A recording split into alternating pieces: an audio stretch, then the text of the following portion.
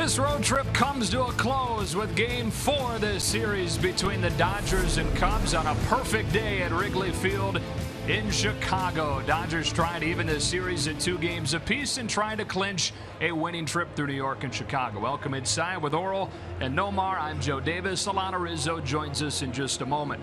So the Dodgers take 2 of 3 from the Mets in New York. They split the first 2 of this set before falling last night and have a chance to even this series and have a winning road trip on a very difficult road trip. Well, you knew starting this road trip, you're going against the Mets and arguably the best team in baseball in the Cubs, at least record-wise. And the Dodgers have fared very well. They can have a winning road trip and they can have a happy flight home. From the offensive side, in 6 games, they have 8 home runs. So they've been swinging the bat and showing off the power. I think it's more the timely hitting that they need to focus on, especially on this last game. But I'll tell you what has been really outstanding has been the pitching for the Dodgers. Starting pitching, probably with the exception of maybe one, the starting pitchers have kept them in all of the games. The bullpen has been tremendous. Get this, they're playing a team in the Cubs that have averaged over 5 runs per game, the best in baseball, and they've only given up 4 runs in the first 3 games. This trip started with Julio Urias making his major league debut. It will finish with Julio Urias getting called back up to make his second start.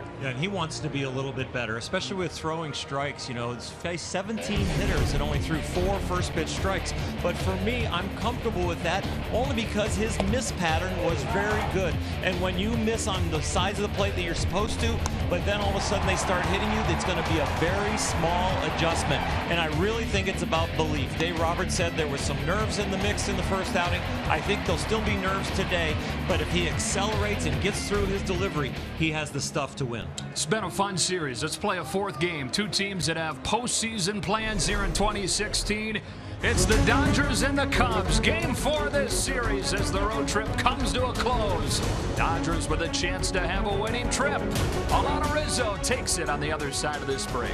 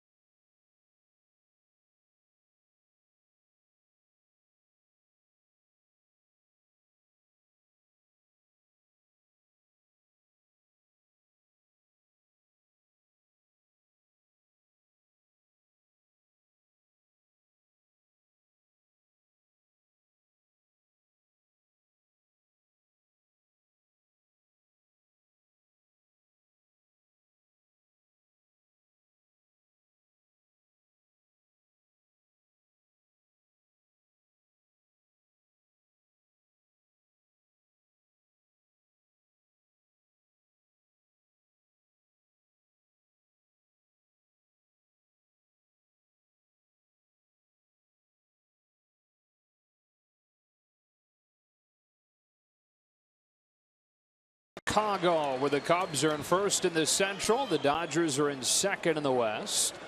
And these two teams play game 4 of this series. Cubs taking games 1 and 3. Dodgers taking the middle game. And a chance to even the series at 2 games apiece and clinch a winning road trip today. Dave Roberts sends out a much more traditional looking lineup today with a right-hander on the mound in Hendricks. Chase Utley's back in there after getting the day off. Corey Seager hit second. Then it's Justin Turner back in as well. Same with Adrian Gonzalez. He had yesterday off. Jock Peterson out of the 5 spot. Then Trace Thompson. Carl Crawford has started in every game in this series. Of note, A.J. Ellis will catch Urias this time after Grandal caught his debut last Friday. Kyle Hendricks is 26 years old. He's from Southern California. He makes his 10th start of the season today and has turned himself into one of the top number 5 starters in baseball. Yeah, he's coming off his last start where it was a complete game victory where he only gave up 5 hits and 1 earned run with 7 Ks and no walks. His nickname is the Professor because he has an economics degree from Dartmouth, so very smart on the hill. You see that he's 3-4, but a 2.93 ERA. He also has the lowest run support of anybody on the starting staff for the Chicago Cubs.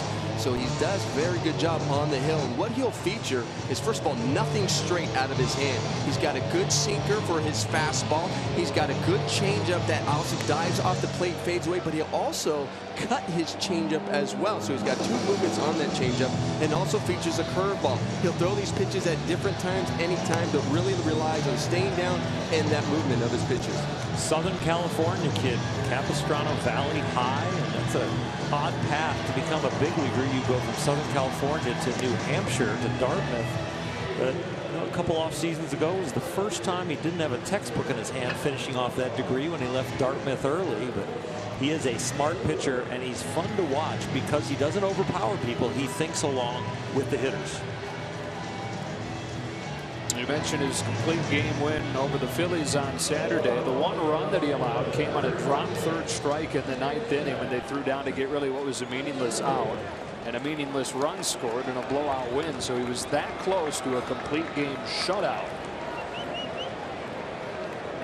Game 1 to the Cubs 2-0. Game 2 to the Dodgers 5-0. Game 3 to the Cubs 2-1. Game 4 starts with strike 1 to Chase Utley. Last night off, 1 for 9 in the first 2 games of this series. 78 degrees, a game time temperature. Utley on the line into center. Fowler will play it on a bounce, and Chase Utley starts the afternoon with a single.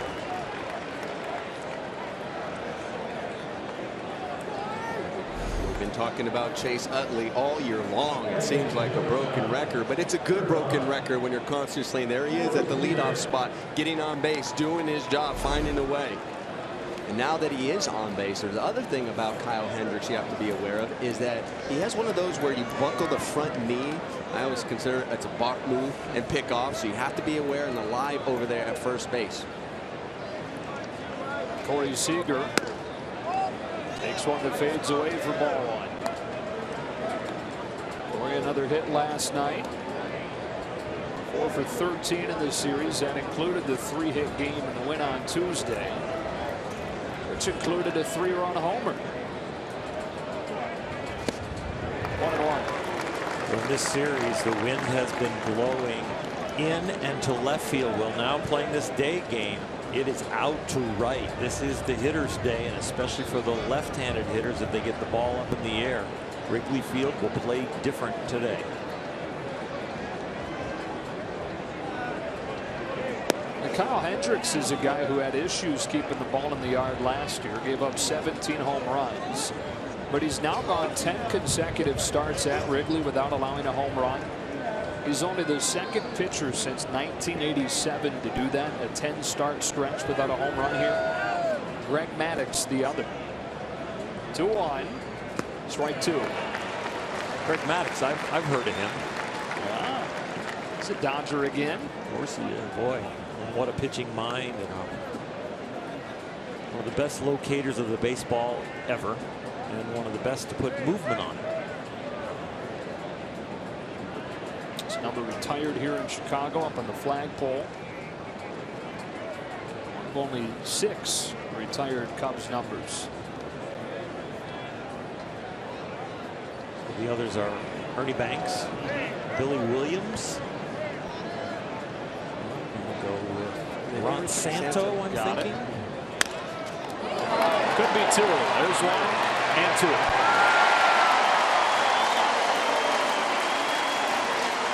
Ron Sandberg. Yeah. We're missing. Well, I don't think anybody knows Maddox. Yeah. Okay. Did we say Jenkins? Oh, that might be the 6. You're right. Maybe Fergie Jenkins. Yeah, you're right. Yeah, Jenkins and Maddox both wore 31. Both honored up there with a flag.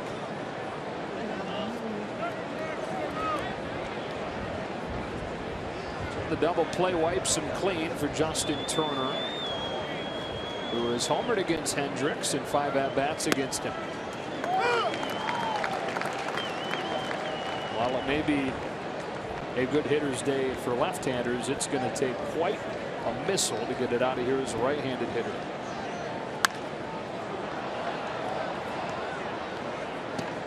You're assuming that the right-handed hitter is going to pull it to left field, not go oppo. Right. Yeah. I'm with you. Nomar, were you with him?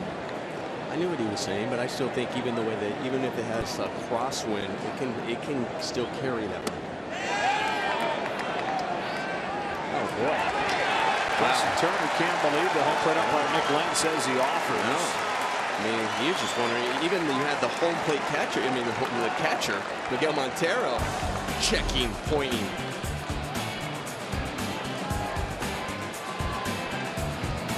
All they ask is that they ask. Down to first. Julio Urias to the mound for his 2nd major league start when you come back.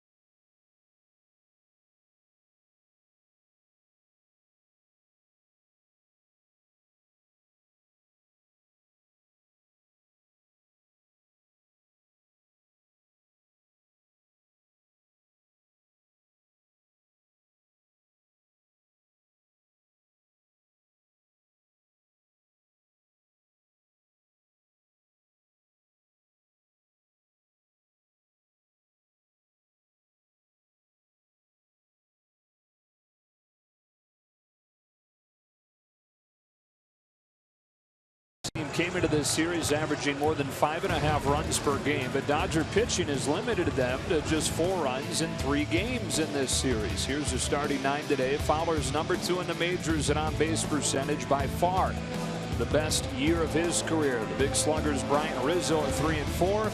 Miguel Montero back at the lineup doing the catching out of the 8th spot. Julio Urias, 19 years old, out of Mexico, made his major league debut in New York last Friday. Gave up 3 runs in the first and lasted only 2 2/3. His second start begins with strike 1. Saw no nerves visibly on him in the first start, but with execution you saw it. Crackback floater, short right. Utley won't get there, and Fowler dumps it in for a leadoff single. A really good pitch. First 2 pitches from Julio were outstanding. breaks his bat, just jams him, gets in there, and that's what we saw in the first start. His misses were not to one side of the plate or the other. They were correct sides of the plate. They were just the wrong height. Well, today, so far in 2 pitches, he's locked in, and you don't see any problem. I watched him warm up between innings, guys.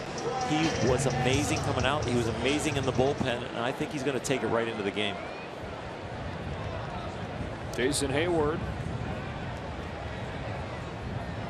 even with the less than stellar debut for Orioles, showed some maturity by saying it was still the best day of his life. He was able to take a step back from it, realized that it was what he had always dreamed of growing up in Mexico.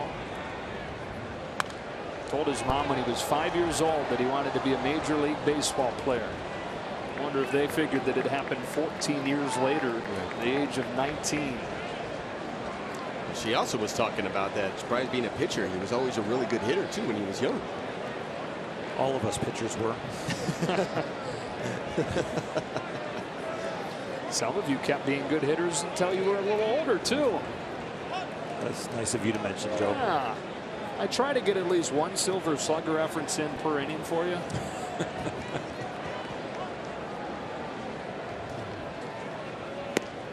Nasty. You keep that up, I'm going to let you come over and polish it. Wow. Well, that was nice of him. Well, I won't be doing it again. Breaking by Julio. The breaking ball by Julio. Is 1-2. A little bit inside to a guy who knows about debuting as a youngster. Jason Hayward was only 20 when he debuted with the Atlanta Braves and hit a monster home run in his very first game.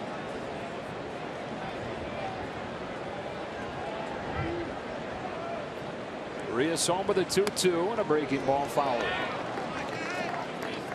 Julio in his first outing, 2 2/3, 81 pitches. Today he's expected to be able to go up to around 90 pitches and maybe 6 innings if he gets there without hitting the 90. He was just missing in his first outing, and I think it's just a little bit of belief and acceleration. Sharply hit to third. Turner position well. Gets one. Not in time at first.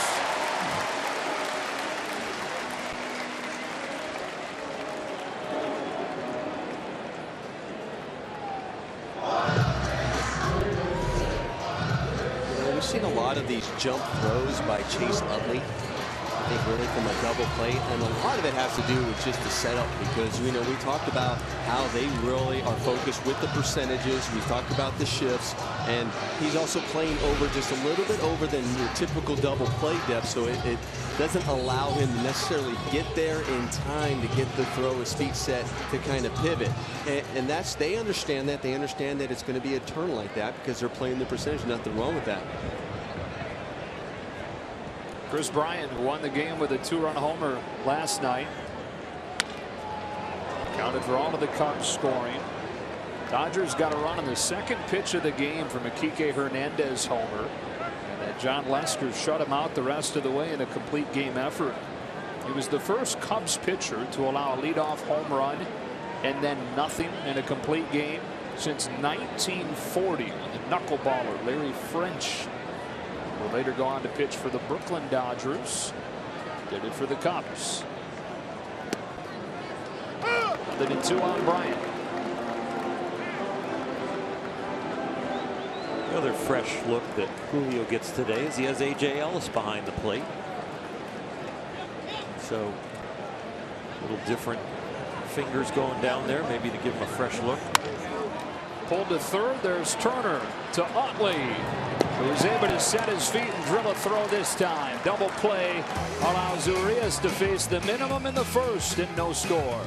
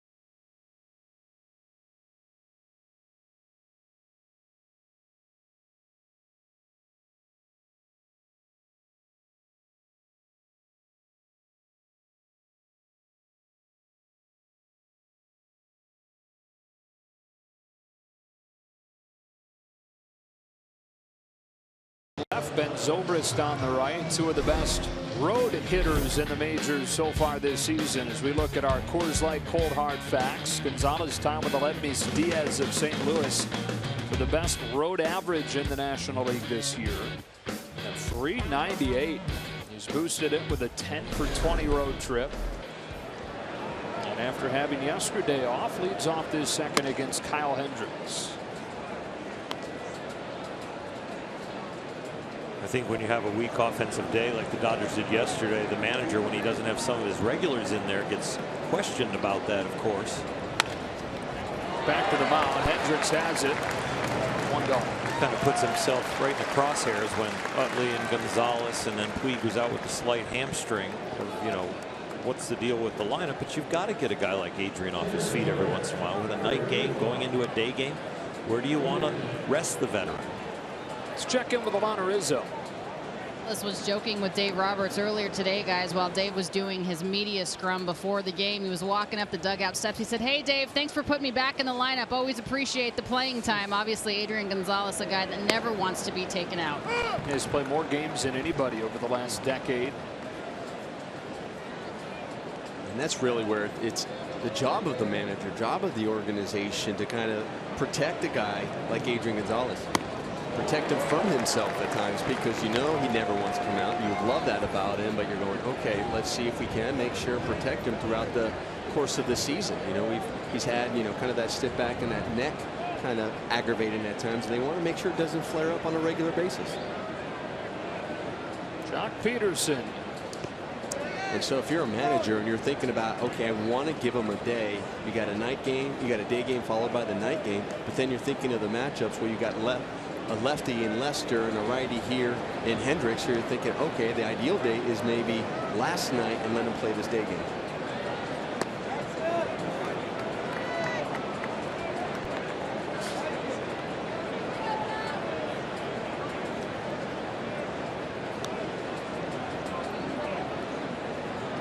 Peterson looking for his first hit of the series. The dribbler into the shift. Russell throws him out. Nice hustle by Jock when you haven't gotten a hit in the series and you still bust it when you know you've just hit that routine ground ball. Shows some good character. So 2 up and 2 down in this second. Trace Thompson comes up.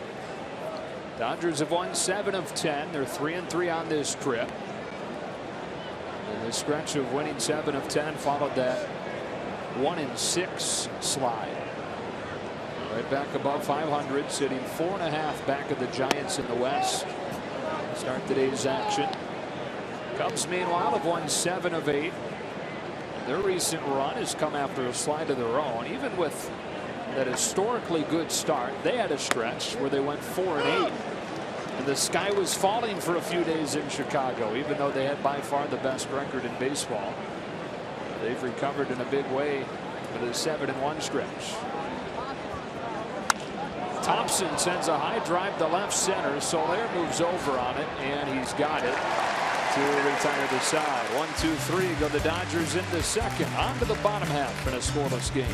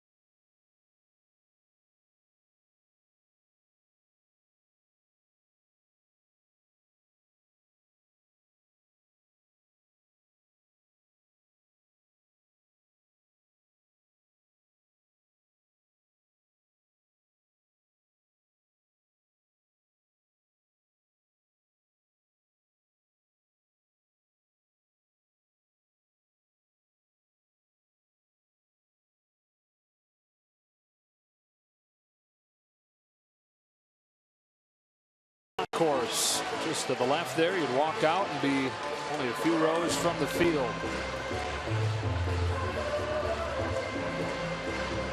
Some Chicago dogs down there. So they call the hot dogs here. I don't know how they came up with that. Took a lot of thought, what you're saying. Rizzo, Soler, Russell against Urias. And a front door breaking ball for a strike. On Rizzo. He's third in the National League with his 37 runs batted in this year. But has struggled against left-handed pitching.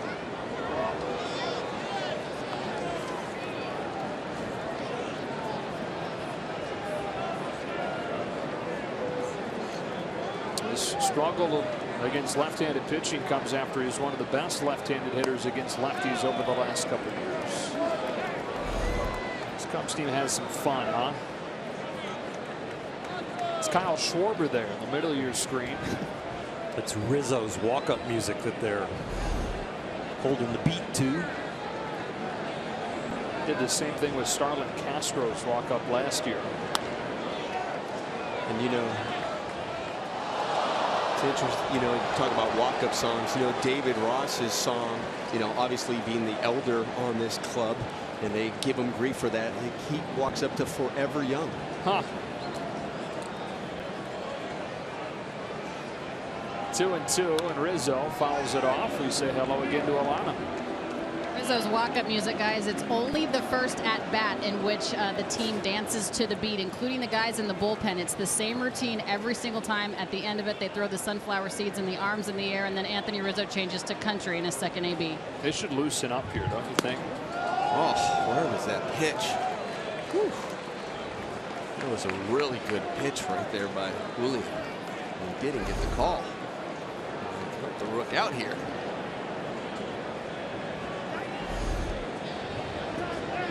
So 3-2.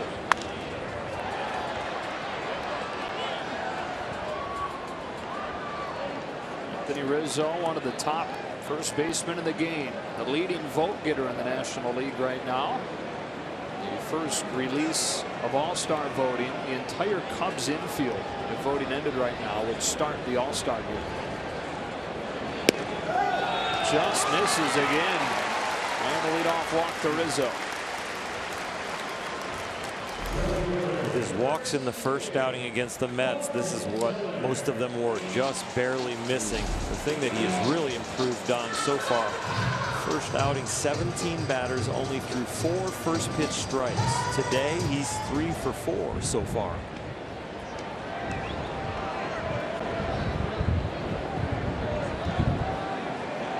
Jorge Soler with a runner at first and nobody out. Soler punches one through, base hit. Utley holds on to it to keep Rizzo from advancing to third. First two have reached against Urias in the second.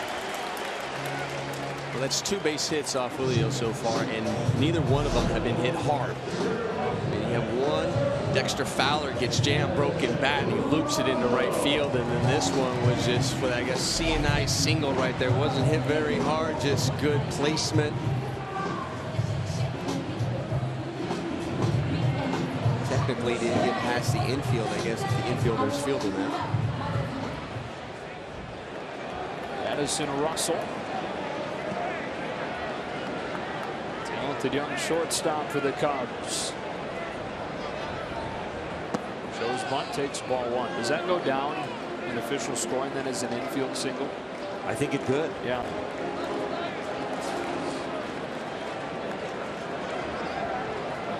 Kind of like a chopper over the mound, and you know, there's a whole bunch of infielders that could get it. Pitcher, shortstop, second baseman, but nobody can make the play.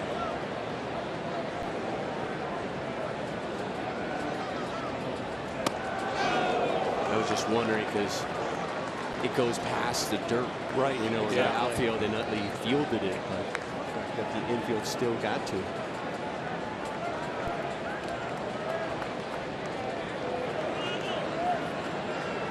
Where Julio's got to believe he's good enough and just trust his stuff. AAA to the big leagues, one of the biggest steps is just believing that you're good enough to do it.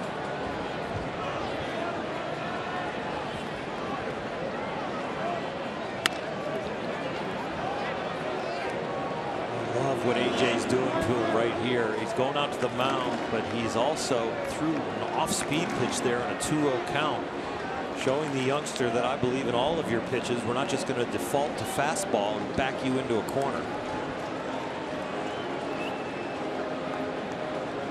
Not too many better guys to take your hand and guide you through your second major league start than A.J. Ellis. If there's a tour guide that you would want wearing the Dodger uniform, A.J.'s the guy. And even Yasmani will tell you that A.J. helps him a lot with sequencing and studying.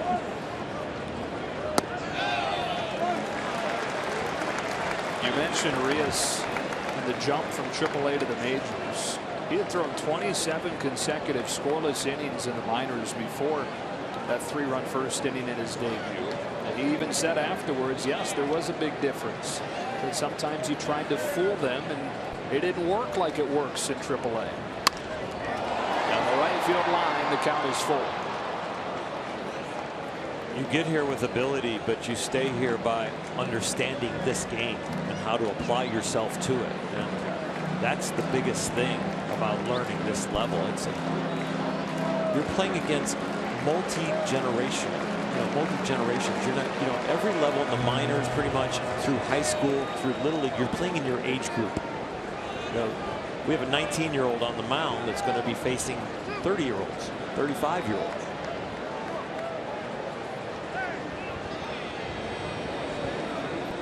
Two on, nobody out. A 3-2 to Russell. Got it.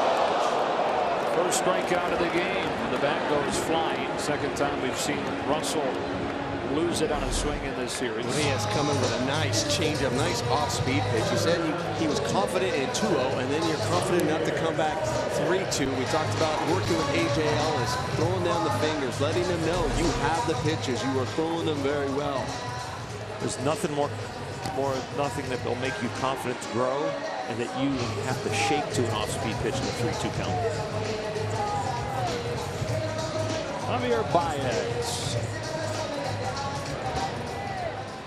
Go from one young star to another. 23-year-old. Madden loves this guy. Versatile infielder. Takes ball line. Started the season on the disabled list with a thumb injury, and so it took him a little while to get going after missing the first couple of weeks.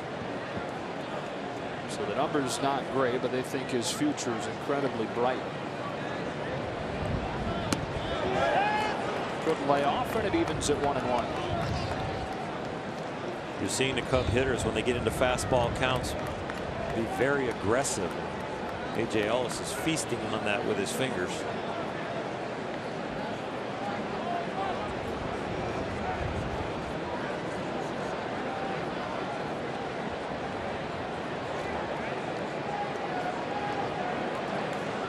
On 1-1.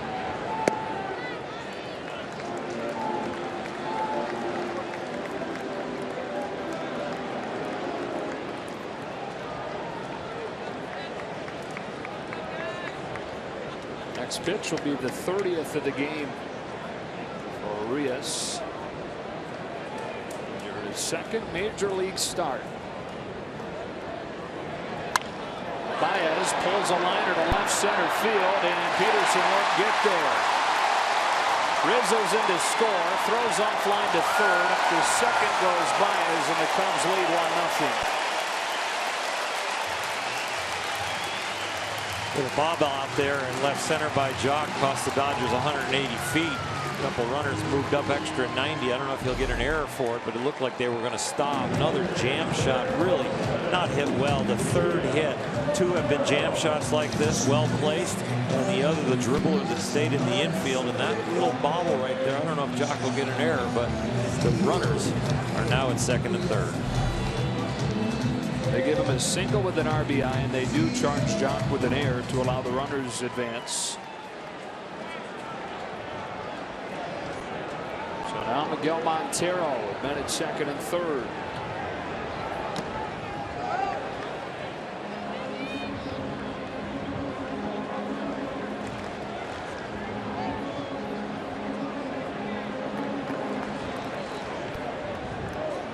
2 All-Star seasons, both in the National League West. Dodgers seeing him a bunch when he was in a Diamondbacks uniform. Second year with the Cubs now.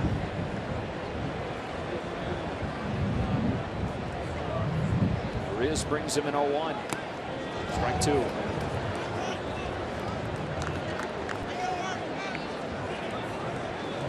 We talk about his youth, we talk about his maturity, we talk about all of that, you know, the maturity, about calling what they liked about him, his poise, and right now he's being tested because we mentioned 3 hits and none of them hit hard. And it's you battle with yourself to remind yourself that you are pitching well right now.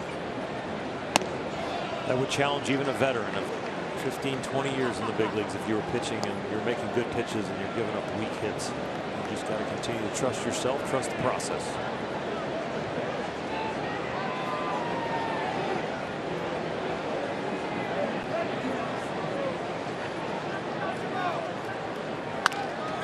Bouncing ball to second. It'll bring home another run. Utley throws Montero out, and that Aaron Peterson cost the Dodgers a run here, 2-0.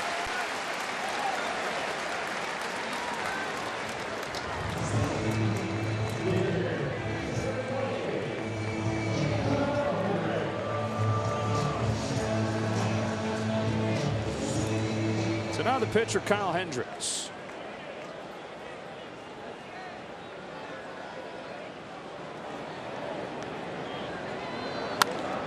Hendricks slices one, foul. Hit a line drive at somebody. Yeah. That one was off the fist. I thought, oh my gosh, he's going to have another one doink in.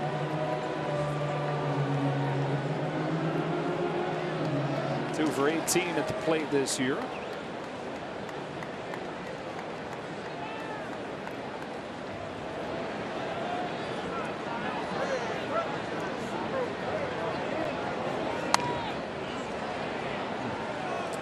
Kind of recapping this inning in my head. I mean, it started off with a base on balls, and you go, well, he walked the leadoff hitter, but he got squeezed on 2 of those pitches that could have easily been called a strike, especially that 1-3-2, which could have been a 3rd strike. That would have been getting the leadoff runner. And then we were talking about the balls put in play and the mishits. And he strikes out Hendricks to finish the inning. The Cubs get a pair on a 26-pitch frame against Urias.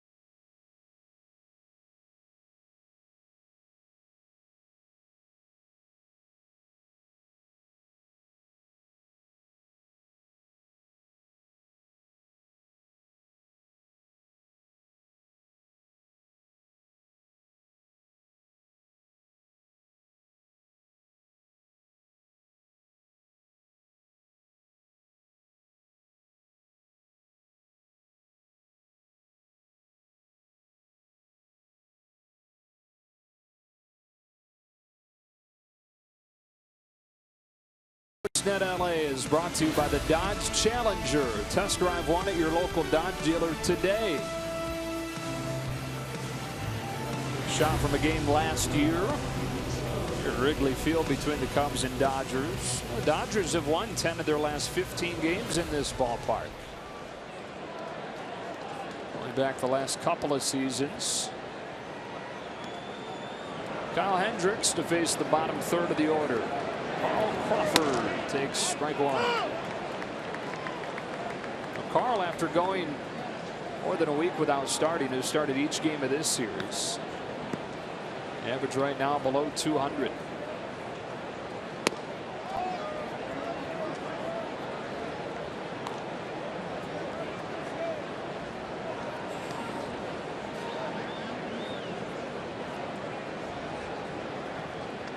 And he gets drilled.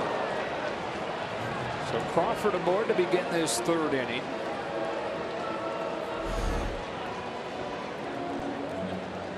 Like he gets him with that cutter on the inside, really trying to jam him with that cutter. That's what you want to do when you're righty throwing it in lefty. If you're lefty throwing it in the righty, try to jam them, get that ball in on the hands. Just too much. See if Carl can get his 999th career run here. Saw the graphic when he came up to the plate, sitting too short of 1,000 for his career. Back-to-back games started for A.J. Ellis. There to guide Arias through his second major league start. Got a base hit in last night's game.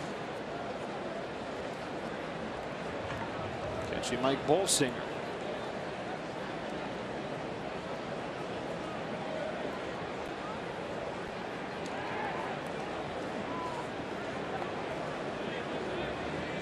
So assuming Ellis catches Kershaw Saturday, that'll be a stretch where A.J. makes 3 starts in 4 games.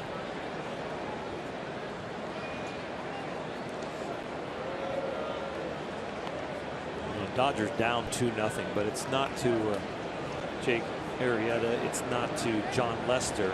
With Kyle Hendricks on the mound, a guy who doesn't overpower you, they really feel like they have an opportunity to get back in it every time they come up to the plate. He tops out at about 91, pitches really around 87, 88. It's movement, it's change of speeds. If he has a good game, the guys in the lineup will say, wow, that was like a comfortable collar. Because there is no anxiety facing him.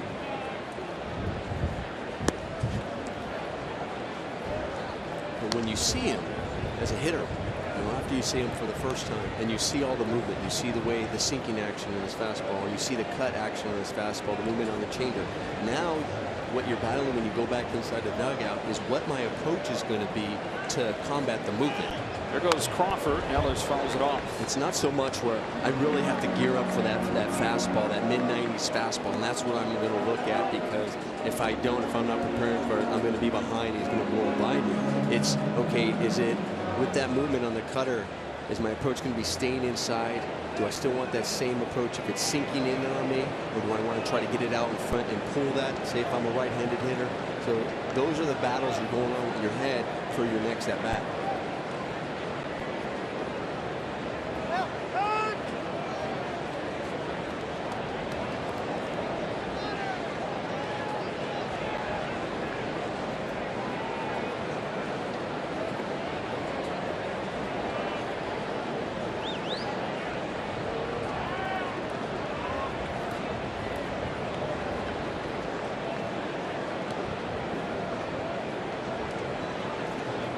Hendricks in his 3rd major league season. Second one as a full-time member of the Cubs rotation. Came over from the Texas Rangers, a team that drafted him out of Dartmouth.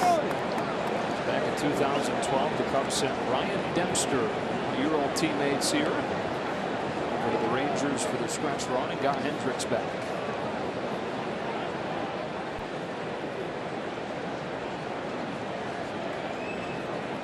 Crawford at first to start the inning. Ellis pulls a fly ball to left. Soler.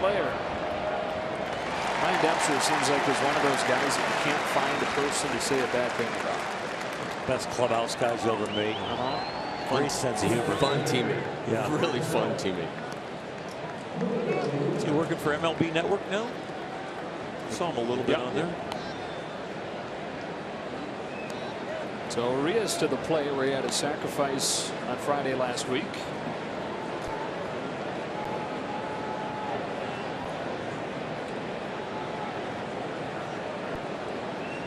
And up there to bunt again. Lays it down. Montero has one play. It's to get Urias, who does the job once again. You're talking about his mom saying that he used to be a better hitter than he was pitcher, and has handled the bat well both times he's been asked to lay down bunts. Well, we've seen him bunt, but I'm sure probably in the back of his mind he's like, Coach, just let me swing. I know I can show you something. I mean, that's what every pitcher feels like for sure. It's like, come on, I'll show you that I can do that as well. But doing what's asked of him and executing.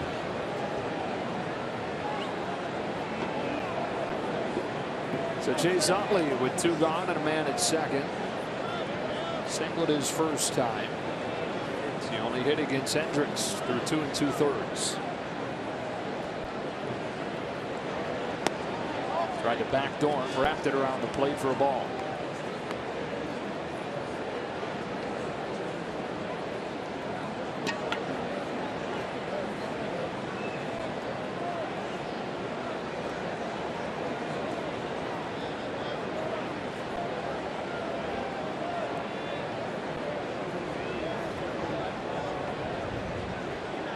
Couple of Southern California natives going head to head here.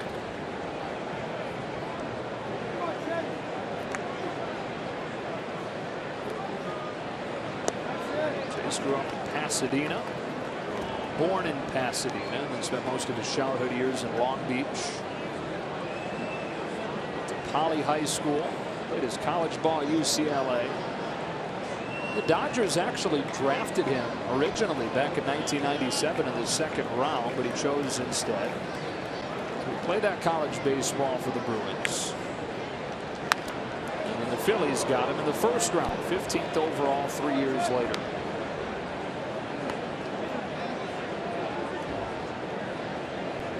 Eventually found his way back to his hometown last summer in August. Spending the first years of his career in Philadelphia, where he was a 6-time All-Star, putting together his best season this year since that run of 5 consecutive All-Star campaigns, 06 to 2010, on some of those really good Philly rosters.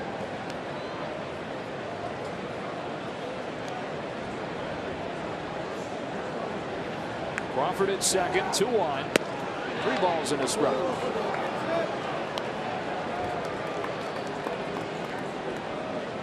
Base hit right here by Chase Utley, which he has done all year, clutch hitting, setting the table, but not only help the Dodgers, but help Urias get a little adrenaline, get a little hope into the young man's soul, not thinking that all of his first big league experiences are negative.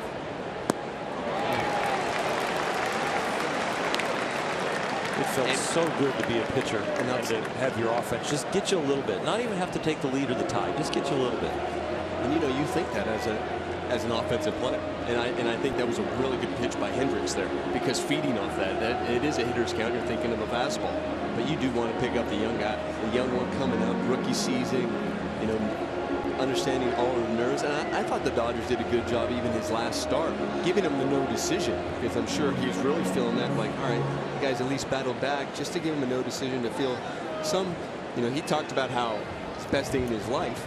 You know, obviously from a performance, wasn't there the way he likes it, what he's capable of doing, but from an emotional standpoint, standpoint, have to wear the L. But exactly, that just adds a little bit, takes away a little bit of the blow. And that was thanks largely to this guy, Chase Utley. Cleared the bases with the Dodgers down to their final out, and hits a high fly ball to right, and Jason Hayward is there to end the inning. Dodgers get the leadoff man on, but can't score. Trail 2-0.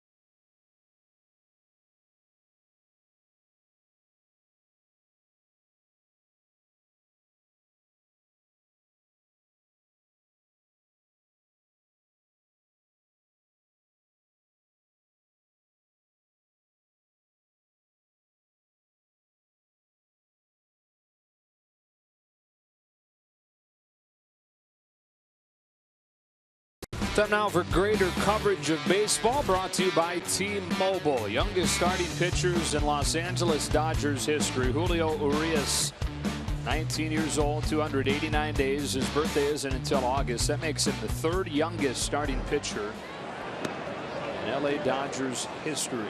Sandy Koufax would be on that list had his first outing not been in relief. He turned 20 before he entered the starting rotation. 1 ball and 1 strike on Dexter Fowler as Julio Urias works through the order for his second time. I can't imagine being 19 pitching in the big leagues. My first outing in the big leagues was 15 days short of my 25th birthday. Did you think you were ready at that point? At that point, deep down, I thought I maybe should have been there maybe a year earlier, but pitching was so good in LA. It's a fair ball, and Ellis will throw Fowler out. I thought I was ready when I was 24, late 23, but the pitching was so good in LA. And you're talking about a 9-man staff back then. Our bullpen was Tom Niedenfuhr and Alejandro Pena and those kind of guys, Steve Howe. And then the starting rotation with the Royces and the Zacharys and the Hootons and those kind of guys. And nobody ever got hurt. That whole 1983 year, I think the Dodgers went through the whole season with almost the same exact pitching staff that they started the year with. Strike 1 on Hayward. So think about that. The pitching staff was as big as almost the Dodger bullpen right now. There's 8 guys in the bullpen. Yeah. The whole staff was 9. Sharply hit base hit for Hayward, and the first sharply hit base hit for the Cubs.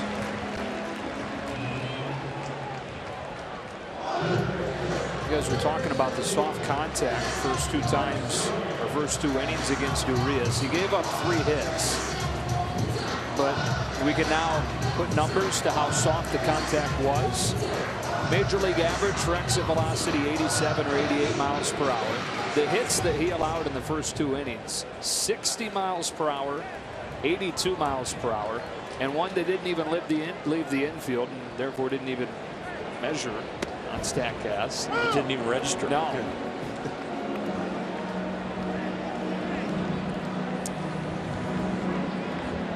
That's where you just have to not look at results. If you're the young man, you have to look at the execution of the pitches and results on the exit velocities. You can see with your eyes, and you can also get it quantified. If you want to track that yourself, by the way, it's on the MLB Bad app. There's a tab down in the bottom, the feed tab. You click feed, you can track all that StatCast data as it goes. There's Bryant, drills a fly ball to deep center field. Peterson back on the track to make the play. Same angle that he hit it at, or same direction that he hit it at last night for a home run. This one falls a little bit short. The wind has died down. It was blowing out to right in the last 3 games, blowing in and slightly to the left. This is one place where you check the flags on a regular basis. I mean, we talked about how you check them before the game to see if the wind's blowing in or blowing out, and it can play with your mind as a hitter at times, and then but you have to check it over the course of the game as well. How much you checking it periodically as a pitcher? Checking it a lot, and checking with my outfielders. Not here as much because the flags are so true, but in ballparks where the flags are not true and the wind is shifting, you check with the fielders. Even had signals like in the outfield coach, if they want to play no doubles, they'll take their hand and wave it behind their head. Well, I had that signal with my outfielders. If I looked out at them and they put their hand and waved it behind their head, that means the wind's blowing out in their area. Or if they waved it in front, it was like the wind's blowing in. And we were talking earlier about Maddox. Maddox, when he would come out, he would just kind of look out, get into the dugout before he was even going to go warm up, and he would look at the flags here. And he knew, he would tell us, he's like, all right, especially there are days when the wind was blowing in, he's like, you know, I'm going to stay up in the zone. You go ahead, try to hit it as hard as you can, because he knows it was going to stay in. Yep.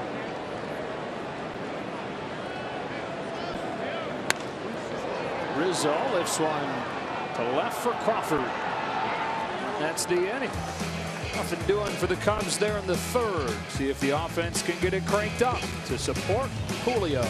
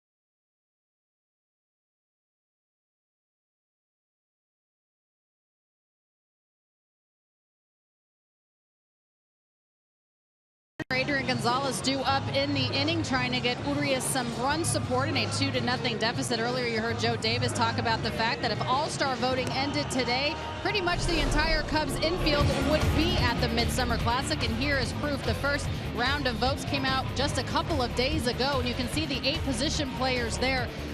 6 of them, 5 of them belong to the Chicago Cubs. As far as the Dodgers are concerned, Adrian Gonzalez currently 3rd among first basemen. You can vote up to 35 times per day as far as getting your guys there. It's all an online vote this year, so get to clicking. Yeah, Adrian Alana is behind Rizzo of the Cubs, Brandon Belt of the Giants, who's having a career year. None of the other Dodgers right now in the top 5, so log on and help your Dodgers out. There's a 1-0 to Corey Seager. Foul tips it. 1 ball and 1 strike. Just thinking about it, times have changed. You know, now you got to go online and you vote. Nothing wrong with that. Everybody has phones now and computers, but remember just going to the ballpark and you got to grab them and just punch in the hanging circles. You know. Yeah, I mean that was nice. It's fun. Then you can, you know, somebody's like, give me a pen, I need to write someone in. One got in on Seager. He rolls it to second. Baez will flip on first to get it. Continue your Dodger retired number pin series collection June 4th when they take on the Braves. Number 20. A pin giveaway this time. Don Sutton. It's courtesy of 76. For tickets, go to Dodgers.com/promotions. Lonnie, you've got a little more on the all-star voting. Well, Nomar was just talking about the write-in vote, Joe, and that's exactly what John Lester is encouraging Cubs fans to do. He went to Twitter yesterday asking for Cubs fans to write in David Ross as a write-in vote to get the best catcher in the league, as John Lester puts it, to the all-star game. Obviously, his final year in the big leagues, a great career, forever young, the 39-year-old, trying to get him to the Midsummer Classic. That's the way it is now, right? You vote on your phone, then you can campaign on your phone now too. Do it all. Justin Turner waits on this 1-1.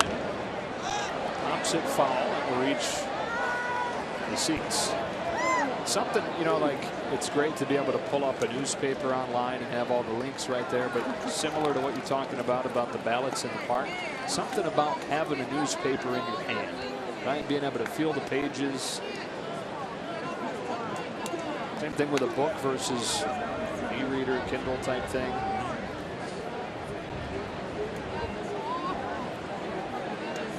My eyes get more tired when I'm using a device compared to the book or the newspaper, the magazine.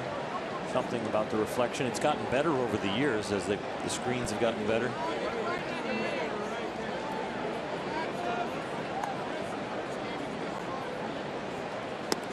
But on the flip side, it is saving paper, saving trees. It is. Glass has been half full this trip. I've loved it. I'm here for you.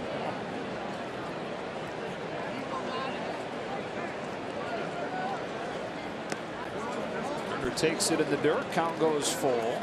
Hendricks has allowed only 2 base runners. Gave up a single to Utley to start the game. He hit Crawford to begin the 3rd.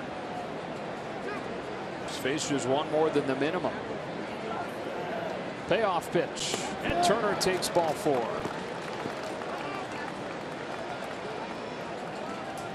As far as Dodger representation on the All-Star team right now, I think, pitchers are not being voted for. And I think right now Kenley Jansen and Clayton Kershaw are slam dunks. They continue on their way. And Corey Seager's going to have a shot. Chase Utley might have a shot to be named as reserves.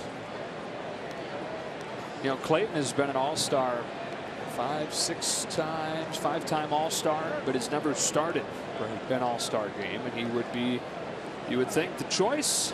The decision were made right now. Adrian Gonzalez pulls it to Rizzo. They go to second for 1 and back to first to double play. 3-6-3 to help Kendrick again face the minimum in a frame, and it's 2-0 Cubs.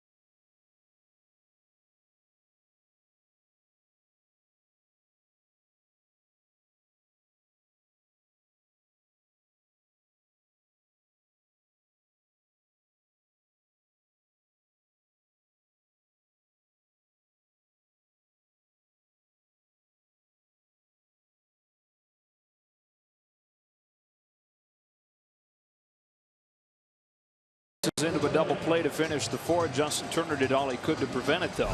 And he did the right thing. Watch how far he goes inside the baseline on this. Recognizing hit to the first base, trying to make it a tougher angle, possibly even get hit in the back with the throw down to second base. You can see it better right here, going at first and then starting, then going in. And now with the new rule, in the past you could just keep going and sliding right into the runner there as long as you can reach second. Now you have to slide into the second. Yes, into the fielder. Thank you. And that's what you got to do. That was a great job by Justin Turner trying to stay out of a double play. Soler muscles a base hit to right. He's 2 for 2 against Urias. And people will say maybe at home, well, isn't he out for being out of the baseline automatically? Well, you create your own baseline. The baseline really isn't there. You think about a guy hits the ball in the gap, makes a wide turn at first. You're not out for running out of the baseline. You create your own path. The runner's tagging up from third, and he feels the throw from the left fielder, and he sees the catcher move to the inside. You watch the runner then try and get over and deflect the ball before they slide and touch home plate. Addison Russell swing and a miss, strike 1. Cubs have 5 hits. They're all singles, and all but one of them relatively softly hit against Urias.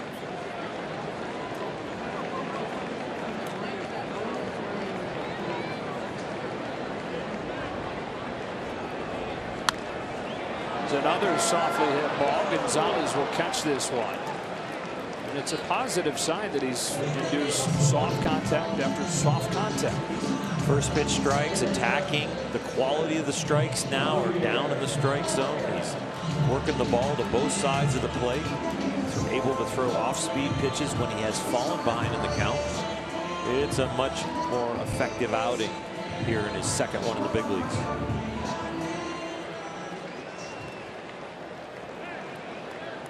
Javier Baez, an RBI single.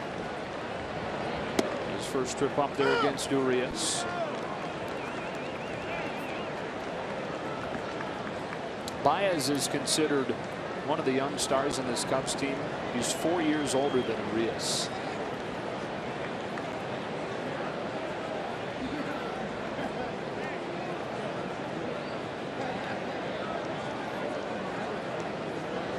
Urias, the first teenager to debut as a starting pitcher since Felix Hernandez 11 years ago. Those two guys, the only two teenagers to debut this century. Baez unloads down the left field line. It's gone.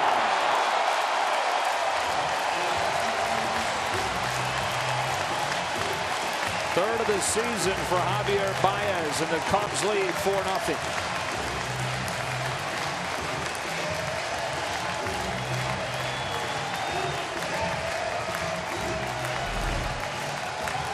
Well, for Urias right there, you're looking for that off speed. You saw where AJ was set up. He was kind of on the outer half and down, and that was more middle and up. And even though it looked like Baez might have been out front just with the timing, he did not miss with squaring it up on the barrel of the bat. He knew it right when he hit it. Miguel Montero swings and misses, strike one. To know about Urias, you've got to know the way that he bounced back from a rough debut in AAA. His first two outings in AAA, which came at the end of last season, he gave up 9 runs on 11 hits and 6 walks over 4 1/3. Wow. And then came back to start this year and had a 27-inning scoreless streak going when he was called up. So the fact that the first two outings for the 19-year-old haven't been maybe what folks expected or dreamed of, by no means does it limit what the future is. Does it change the expectations for him?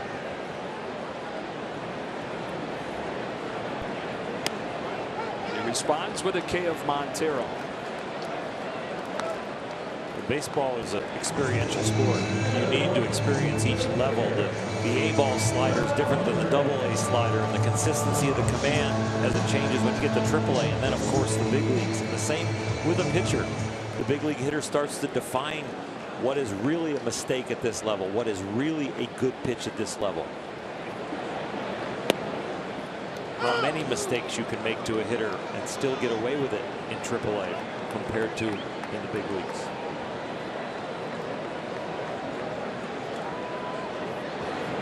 Mistakes at AAA are like hard foul balls or just fouled back. But if you do that again in AAA, yeah, they get the hit. Well, the first one might get put in play here at the big leagues.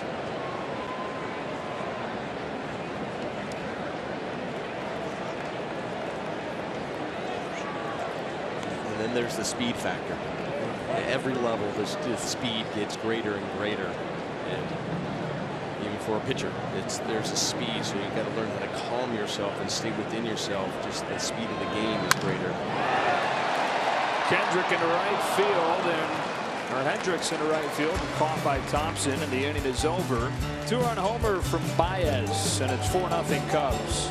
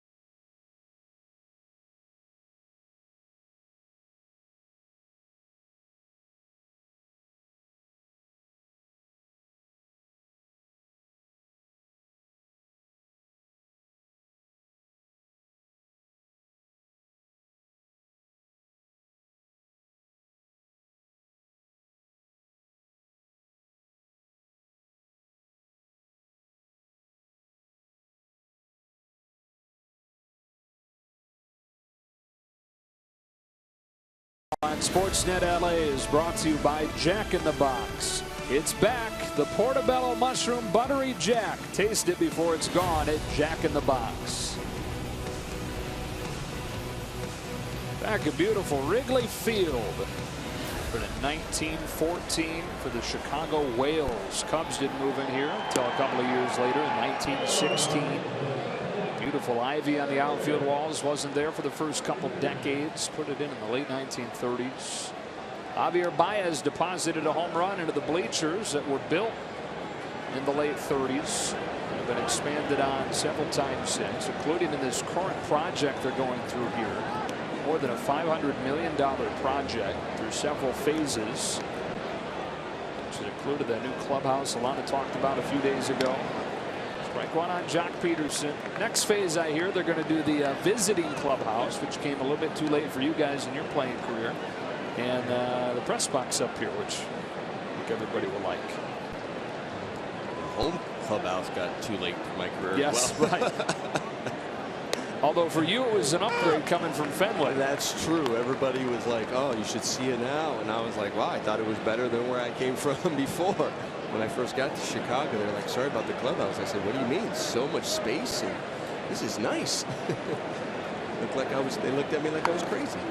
You think about the size of the press box, and you think about the guys who write the titles and describe things. I think they got it accurately when they called it the friendly confines. Yeah. Of Wrigley Field. Yeah. You know, I know we're talking about Wrigley Field, but I'll tell you what, I didn't like that we had Jock Peterson there with 2 strikes, still trying to bunt there with 2 strikes. We talked about him going with the shift and doing that. Do it early. Then after that, listen, trust yourself with your swing. I know you might be struggling right now, but you know, trust you can get out of it with one good swing and also put a run on the board. Wouldn't you rather see a guy take a shot with his swing over there? Because if you foul it off, you're still in the batter's box compared to the bunt. Yeah, I'd rather see that. I mean, like I said, I don't mind him bunting, but I'd rather you do it early in the count, maybe with no strikes. But we know Jock Peterson has the power. He's shown that since he's been in the big leagues. And not that with 2 strikes you should always just swing for the fence right now, but take a 2-strike approach. But you never know, you might get extra bases too. 1-2 on Trace Thompson. Hendricks has faced just 1 more than the minimum. Over 4 1/3, 1 game after he went the distance for the 2nd time in his young career, allowing just 1 run. Thompson hammers a fly ball to left center field. Soler's back on it at the wall, and it is gone. Trace Thompson crushes his 8th home run of the season. The Dodgers on the board.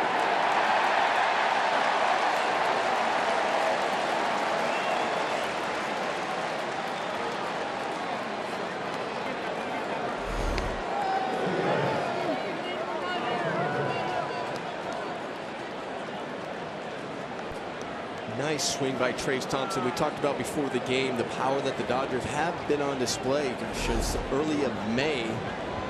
They've hit more home runs than any team, and also on this road trip in this first 6 games they've had 8 home runs. That makes it 9 in the 7th game. And that man has really picked it up in May, now carrying it over into June. Carl Crawford, soft liner that Baez makes the play on.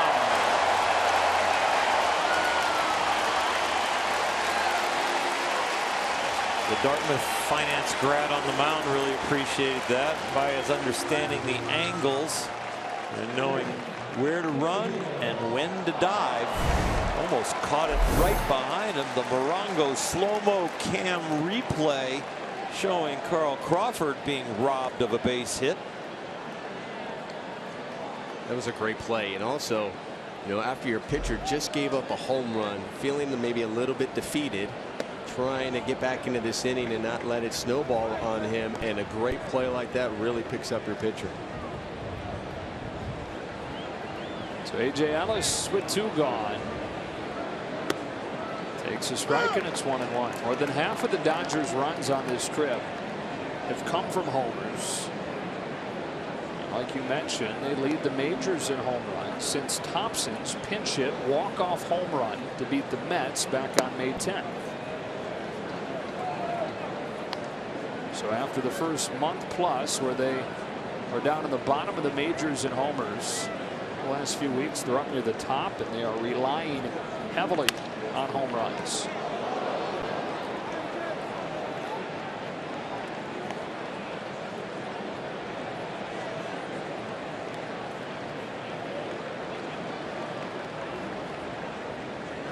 See how that stacks up against the major league average.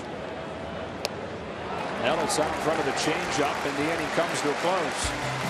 But the Dodgers on the board on Trace Thompson's 8th home run of the season. Halfway home, 4-1.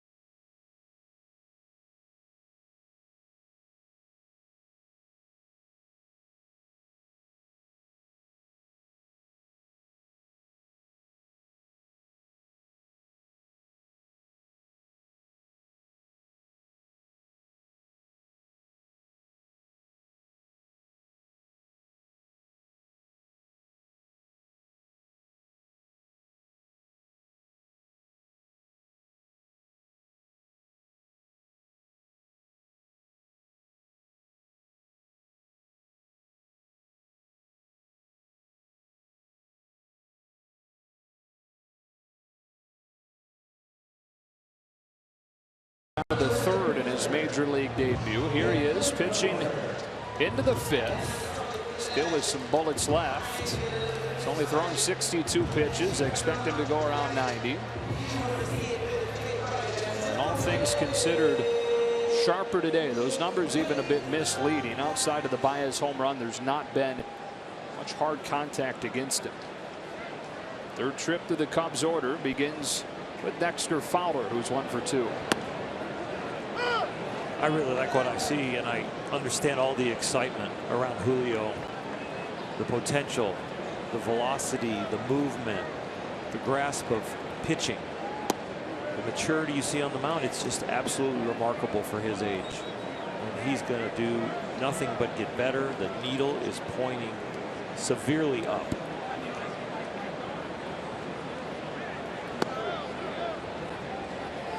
His mechanics are so smooth and so refined. It's really completely unexpected. He's had them pretty much since he's been a Dodger from a very young age. They haven't really tinkered with him at all. Because those mechanics are so smooth, do you have a tendency to look at him and you look at those kind of those innings where you're thinking, gosh, these are stressful innings, but they may not be because of those smooth mechanics? Yep. He uses his body very efficiently. He carries his arm through the delivery and it never really gets off path. The thing that he will realize as he moves on, I know Rick Honeycutt and A.J. Ellis and Yasmani will too. The ground is short. Backhand Seager. It's very comfortable for the hitter to stand in the box against him. And I think with that comfort, he will find that he doesn't have to throw as many strikes once he establishes that he does throw strikes, because they're going to be aggressive with him. 94 miles an hour is not unbelievably hard. The movement is outstanding. The slider and the curveball have great movement, and the changeup has great change of speeds. But because he's so smooth and you can get your timing with him easy because he's so consistent, that he'll be able to walk guys off the plate, kind of like we saw with John Lester yesterday, who's very smooth and consistent. But he can throw the ball right by the edge and then slowly move them off. So once he gets his sequencing of strikes to balls and getting ahead of hitters, he'll find he can make better pitches. And just at home, if you're listening, by contrast, you got a smooth one like this, and then you have like Alex Wood, who's replacing, who isn't as smooth, and that's where, you know, that can mess up some of the timing of the hitter, from the deception and the motion. Clayton Kershaw is got a little bit of a herky-jerky motion for somebody who can repeat it with that little step that he makes, that extra step and pause he makes with his kick leg. Clayton's delivery, you talk about violent swings. Clayton's delivery is almost violent towards the plate. A little bit, toward the end. The pace of the ball and how it comes out of his hand is completely different than the pace of his body. Hayward sends a high drive to right, tops it at the wall, and it's gone. Hayward second.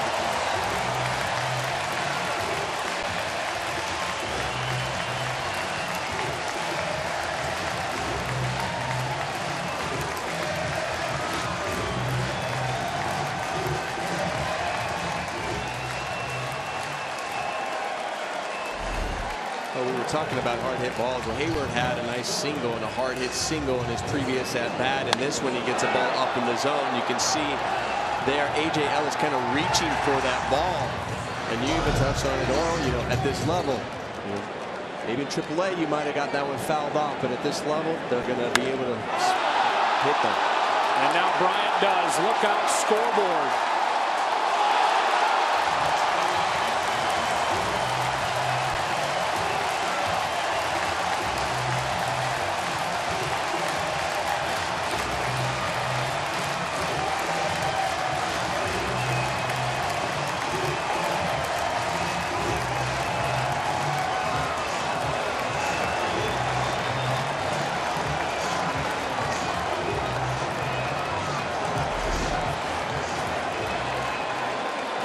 This one, it's hard to describe how hard and how well he hit this ball. That would have been out on the street without the new video board.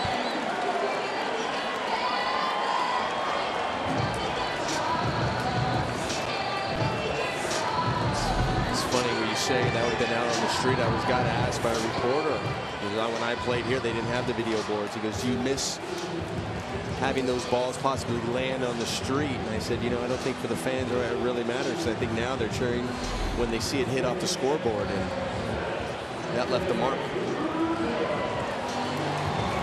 He hit the very first home run off the video board last season. And he's hit the second one off of the video board today, or this year. Jorge Soler did it last weekend against Philadelphia. Rios back in the zone with a strike to Rizzo. Chris Hatcher gets loose.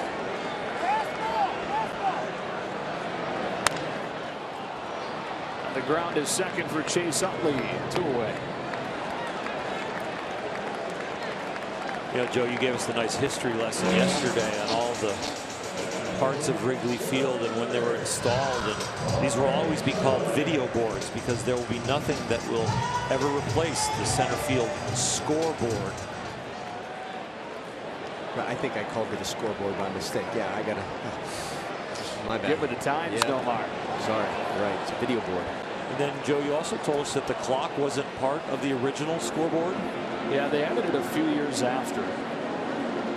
And like we talked about last night, while they've done maintenance on it, routine maintenance, they've never had to reset the clock. It has never stopped keeping time correctly. And it was 1941, I want to say, that they put it up there. If the Cubs ever win the World Series, the clock probably will stop. Yeah. My gosh, what is Wrigleyville going to be like if that happens? I think it'll stay open for like 48 hours. I don't think places will close.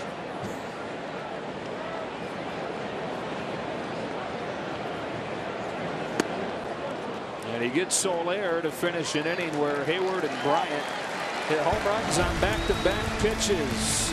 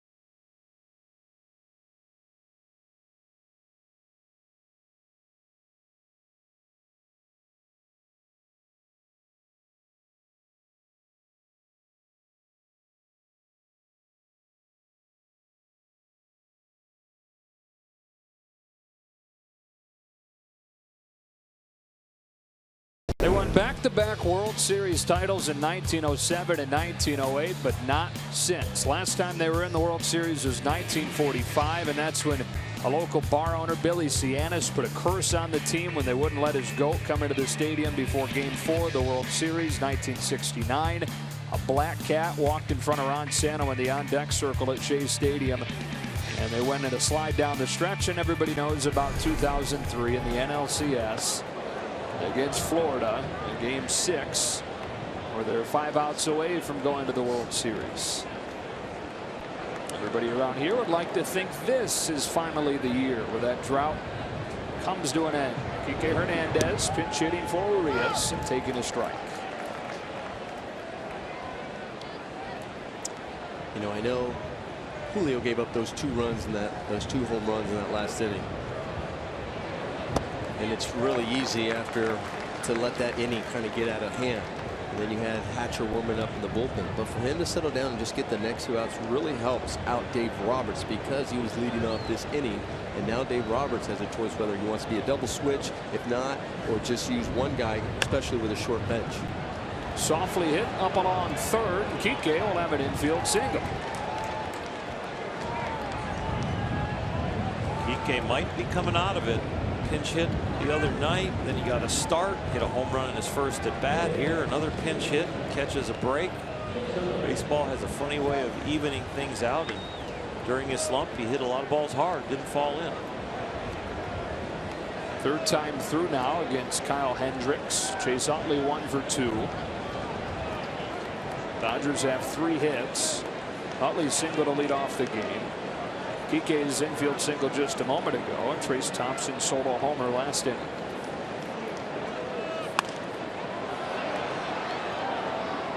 Dodgers have hit just above 200 on this trip. And quietly, that's kind of become the theme more than any issues with the pitching has. It's kind of remarkable to look and see where the Dodgers pitching staff stacks up, not just in this stretch like we've talked about where it's been really good, but over the course of the full year so far. The Dodgers ERA is 4th best in baseball, even with all of the injuries, even with the documented struggles of the bullpen and high leverage situations. They sit number 4 in all of baseball.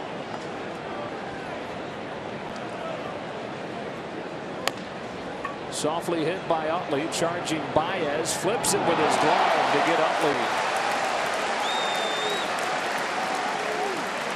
Well, we've seen Utley do this many times to many hitters. But I'll tell you what Baez did on this one. It's a little different flip. Usually it's kind of like a backhand flip. Watch how he turns the glove to flip it. You know, Chase, we usually see when he comes around, he gets his body around, and it's kind of a forehand flip. It was a nice play by Baez.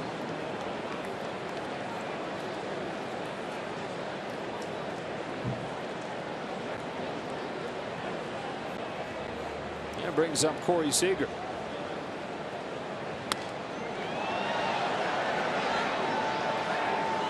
And, you know, you were talking about, you know, this road trip and the series and how the pitching staff has been doing well. You just talked about how they are in all of baseball. And I said at the beginning of this game that, you know, they're showing up some power. We see the home runs, Chase hits the home runs, but it's also the timely hitting that they really haven't had. You know, you said they've hit just over 200, but also when they have the opportunities, you know, this road trip, they're only 237. In this series, they're underneath that. They're 182. Yeah.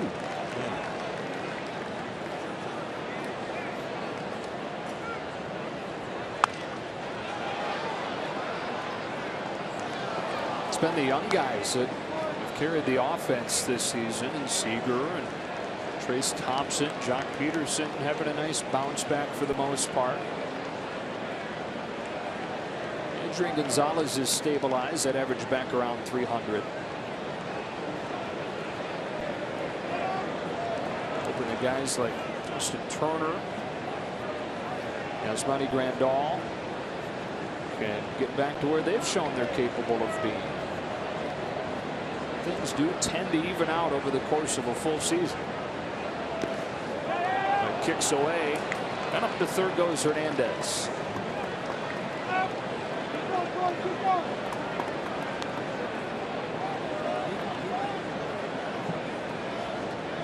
If you'd have said Brett Anderson is going to be out, Brandon McCarthy not coming back, Ryu not back, Alex Wood's going to go down, and you're still going to have the 4th best pitching staff as far as ERA.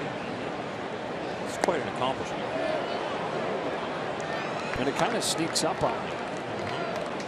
And the bullpen is right in there too statistically overall. The place the bullpen needs to improve, and it's been shown to be improving now because we had some role changes down there, are those late and close situations. 7th inning on, 1-run differential in the game either way or tie. Seager sends it in the air to left. Fernandez tagging. Soler makes the catch. Fernandez will score, and it's a 6-2 game. Seager gets his 28th run batted in this year to lead the club.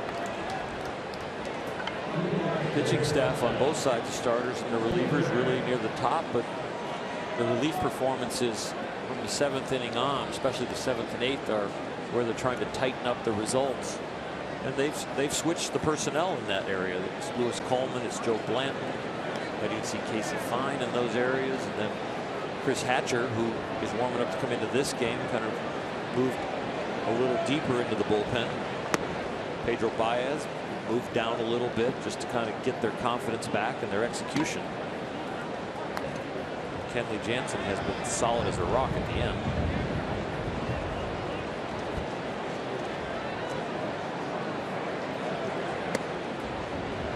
And run on Turner.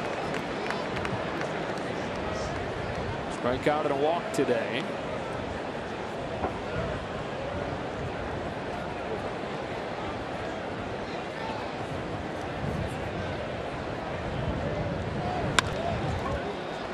Chris Bryant. Dodgers get one back on a sacrifice fly from Corey Seager. It's 6-2 Cubs here in the last of this 4-game series.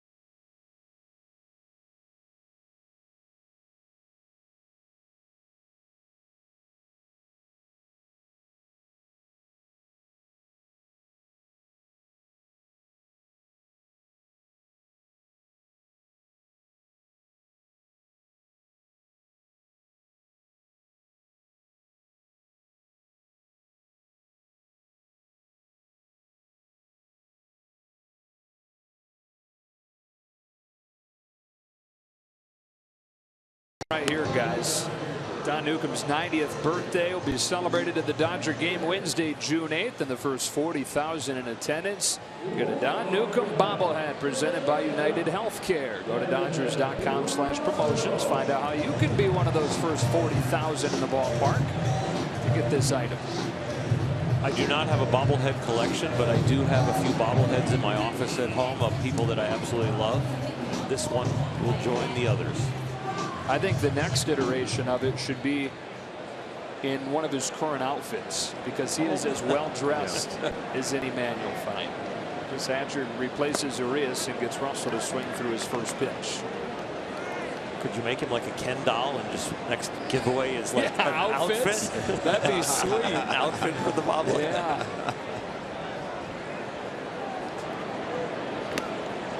Or maybe it'd just be a bobblehead with interchangeable pocket squares, because his pocket square game is on fire.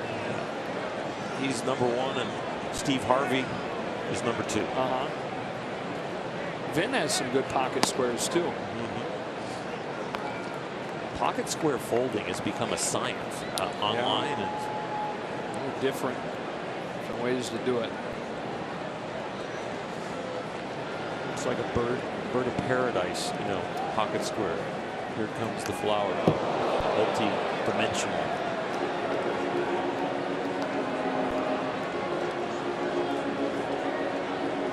Russell's 0 for 2 today. Facing Chris Hatcher, who's on for Urias, whose second outing goes 5 innings.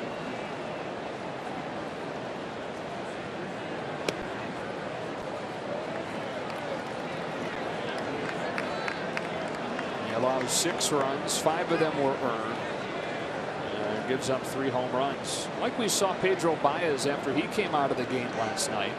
Julio Urias listening to Scott Kazmir. That's a leadoff walk.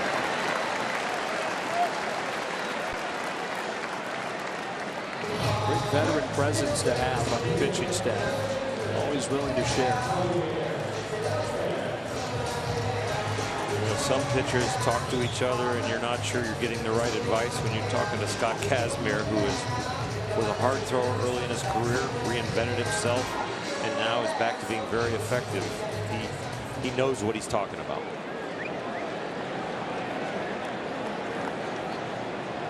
Javier Baez single and a home run against Urias. You know what I loved in that shot, guys, is the body language of Urias looking back at Kazmir, soaking up every single word that Kazmir's given him. You got lefty teaching lefty. Veteran teaching the young, and soak it up. That's what you're supposed to do. I mean, it really is. I mean, I know I was lucky enough to be on a veteran ball club when I got called up. And I had veterans talking to me all the time and giving me that advice. And it's not just during the game, but it's also away from the game too, where you learn so much. And you have the veterans that are nice enough to invite you out to dinner when you're on road trips and say, "Hey, Rook, won't you come with us to dinner?" And that's when you're saying, "Yes, sir, I'll be right there." And that's where you really, you know, learn the game as well, because they're constantly talking about the game even at those moments. He's not allowed to do what you did with the veteran zone, that is learn about line. He's got a couple years before that happens. Hatcher gets Baez for the first out.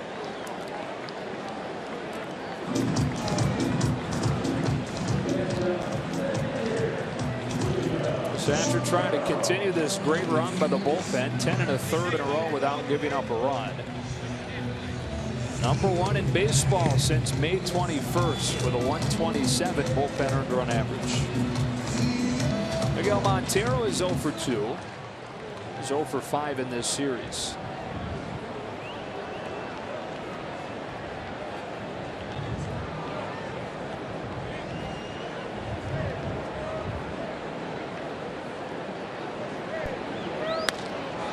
Montero hits a fly ball to center. Jock Peterson calls off Trace Thompson. 2 gone.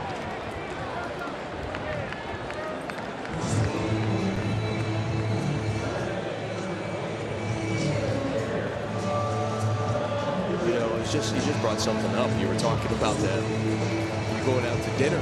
You know, you forget how young he is. I mean, because here he is. He's a teenager playing with these men. And you mentioned about the different generations of, you know, 30-year-olds, 20-year-olds that he's playing. And even out, I mean, there's certain places he can't go in because he's not old enough. For another year and a half. Yes. He would be just graduated high school, right? I mean, to be headed into his freshman year of college. Or would have just, I guess, finished his freshman year of college.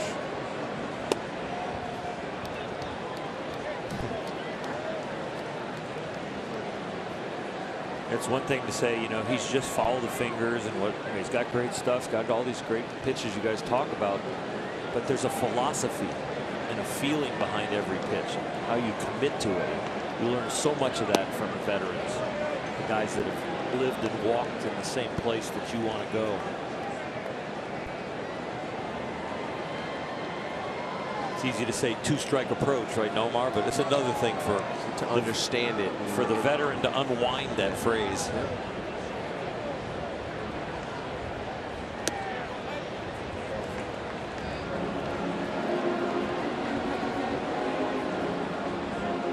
this game up here is such a relationship. It's an ability game before you get to the big leagues, and once you get here, it's a relationship because you're going to play against these guys if you get to play here for a while, for a long time.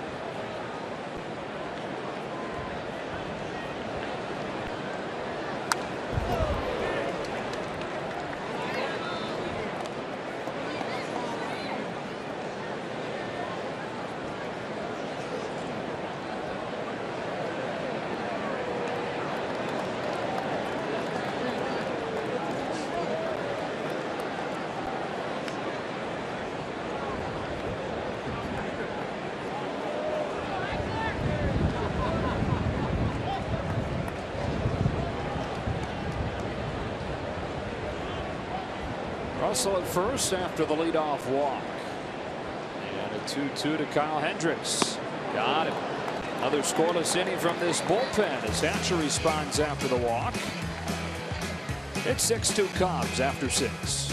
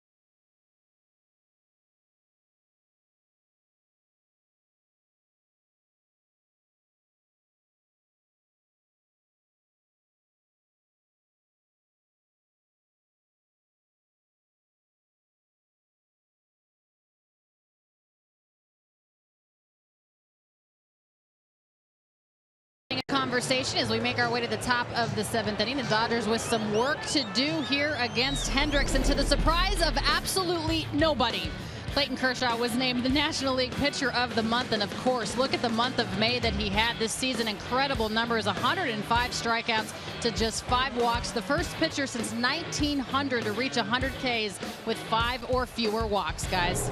He had more shutouts, Alana, in the month of May than he had walks. 3 shutouts, 2 walks. Adrian Gonzalez taking strike 1. That was shocking that he won it. Yeah. As far as the wins and losses and the ERA, it wasn't even his best month ever. June of 2014, his last Cy Young year, was 6-0 with an 0.82. He was 5-0 with an 0.91 in May. 4th pitcher of the modern era with a sub-1 earned run average and at least 65 strikeouts in a calendar month. He joins Randy Johnson, who did it in 1997, Roger Clemens, who did it in 98, Pedro Martinez, who did it in 99. The defensive positioning perfect to get Gonzalez for the first out of the 7th.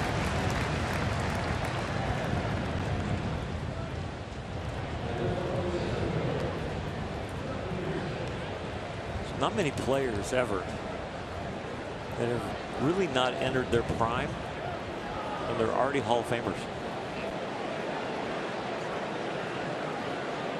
Maybe you think about Ken Griffey Jr. early on.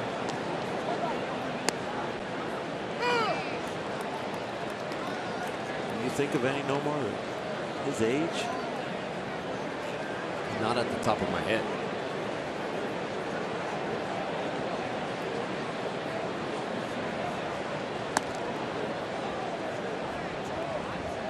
finishes this year off, Clayton does, like he has started it, he's going to be considered maybe the best pitcher ever, and right for sure on the Mount Rushmore of starting pitchers.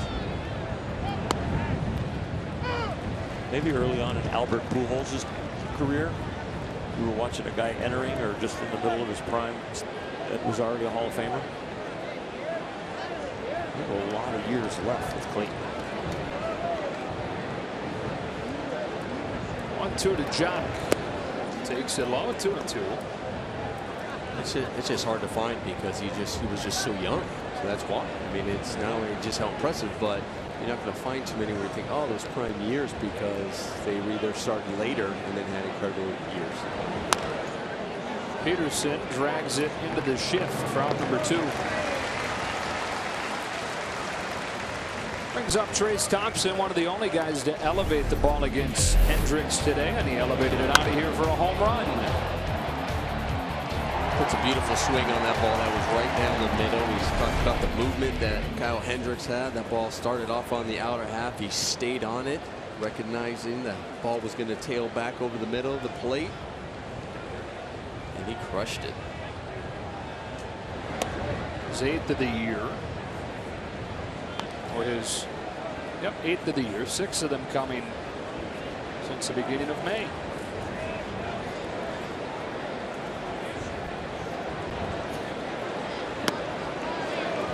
Out front this time, 1-1.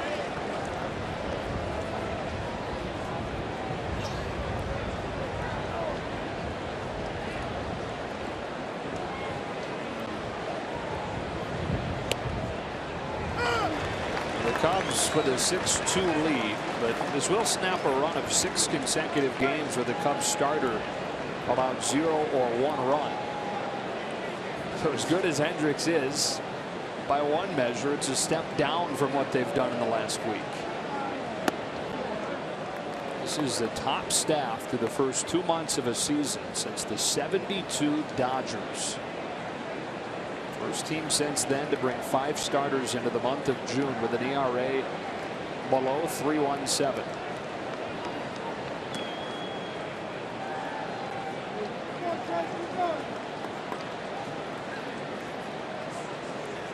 There's Jason Hamill, who lasted only 2 innings in the debut of this series. They say he will be okay to make his next start. Enough with tightness in his hamstring. Thompson foul tips it into the net. 1-2-3 go the Dodgers into 7th. Stretch time and the Cubs lead 6-2.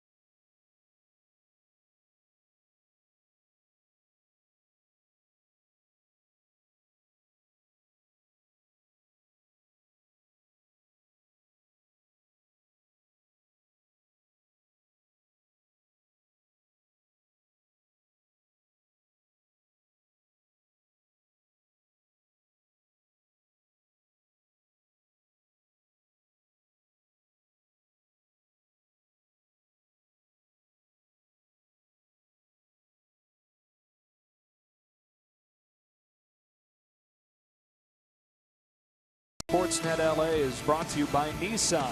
Choose Nissan today for great offers on our most exciting lineup ever. Shop online at choosenissan.com. 4 great days for baseball in this series. Beautiful day on Memorial Day Monday, and others cooperated the last 2 nights. Perfect day for baseball today. Chris Hatcher buries one to Dexter Fowler to get this 7th inning going. Cubs with a 6-2 lead, getting 2 runs in the 2nd, in the 4th, and in the 5th, all against Urias. Clubbing 3 home runs against the 19-year-old. Hayward and Bryant went back-to-back. Baez hit one as well. Dodgers getting their runs on a solo homer from Trace Thompson in the 5th. And a sac fly from Corey Seager in the 6th. Hatcher to Fowler 2-0.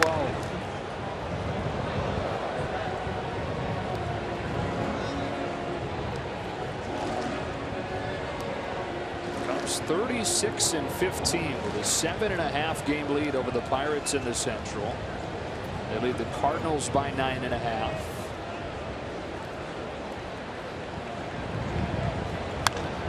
Fowler hammers a ball on the right field line, but it curls foul.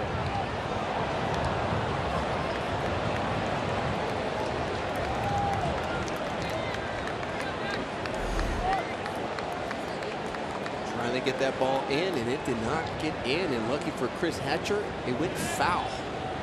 That was loud. And he got him.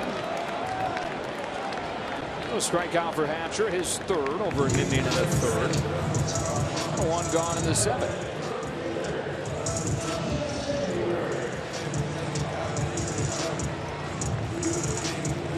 Hayward's home run was his 1st at Wrigley Field this year, only his 2nd overall. A guy that's hit close to 30 home runs in a season before. Dealt with some minor injuries so far, though. A sore wrist in April. Had that magnificent diving catch, may or may not have seen in San Francisco last week or a couple weeks ago, where he suffered what was called a bruised torso. Just a few days with that. So dealing with the minor injuries and dealing with the major pressure that comes with signing an 8-year, $184 million deal to join a World Series favorite.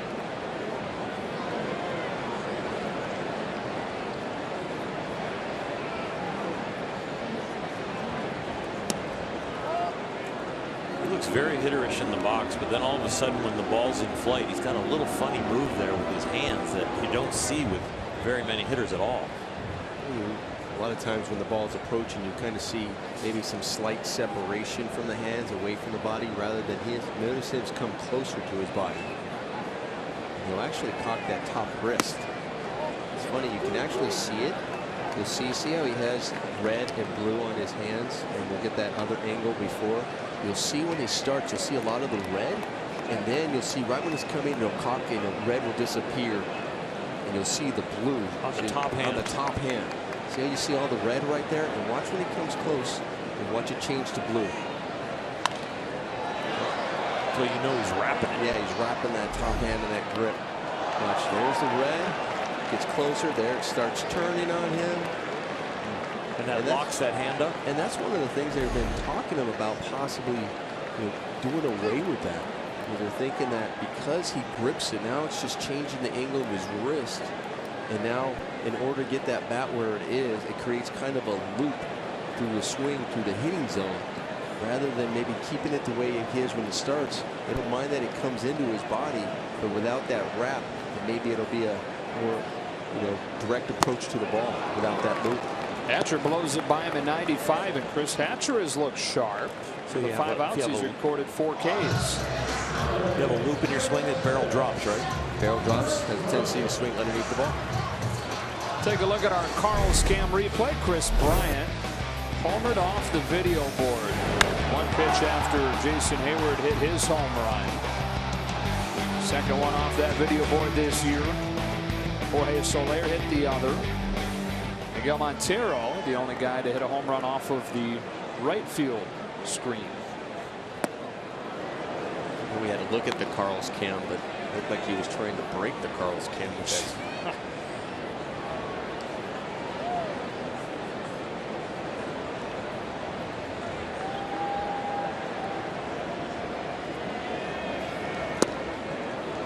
was a great ad. I think it was just internet only last year that was circulating on Chris Bryant for a company, taxi company.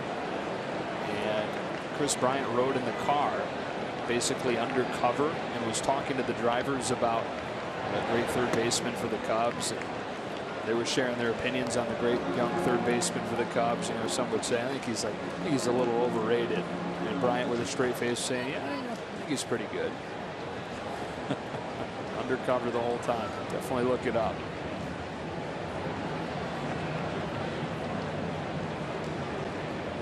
He's not undercover anymore.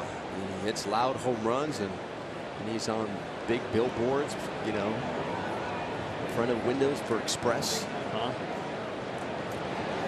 Strikes out on a high fastball, and Hatcher strikes out this side in the 7th. He gets 5 Ks out of the 6 outs that he records.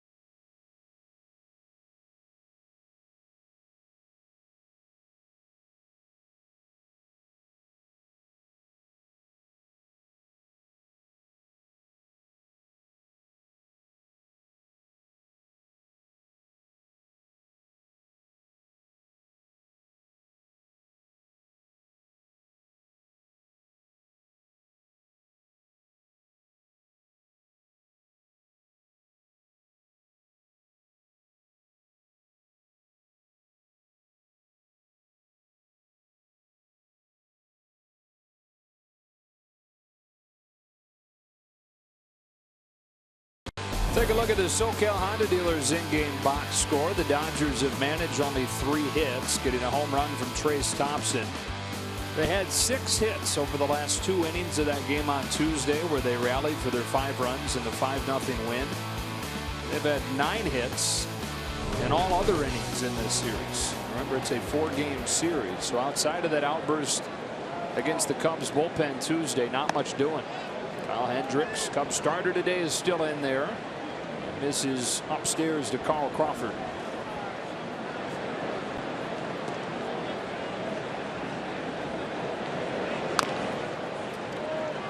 Fair ball to first for Rizzo. First out.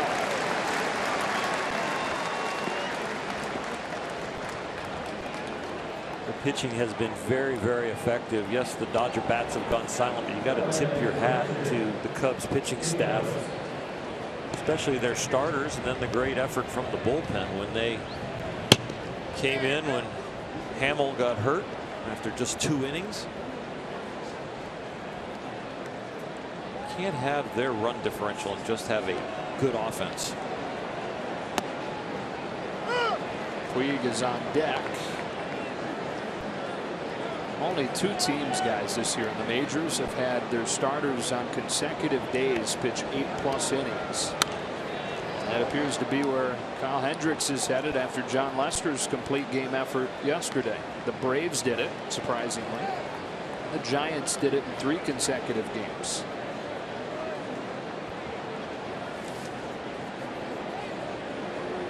To A.J. Ellis.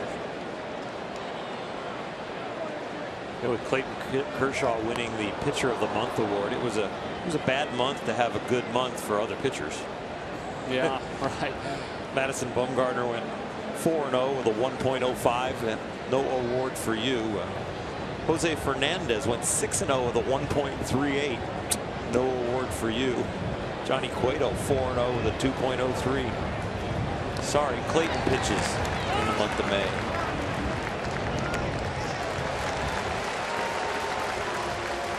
You start your weekend off with a bang tomorrow night. Dodgers are back home. You can take your place on the field for a pyro show with a special LGBT night music by DJ Blacklow. Friday night fireworks presented by Denny's. For tickets, visit Dodgers.com/promotions. It's almost like when you waste your offense on a night where you don't need it. You know, you get like 15 runs on a night where you get a shutout from your pitcher. Yeah, those guys wasted their good month.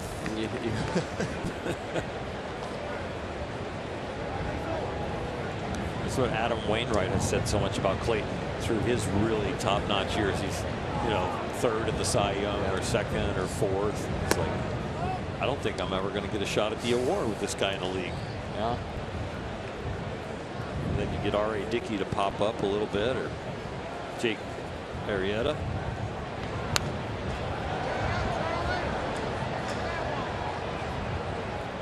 Kershaw will go Saturday. One thing about Jake Arrieta, like Kershaw, the winning it has carried it over into the following year.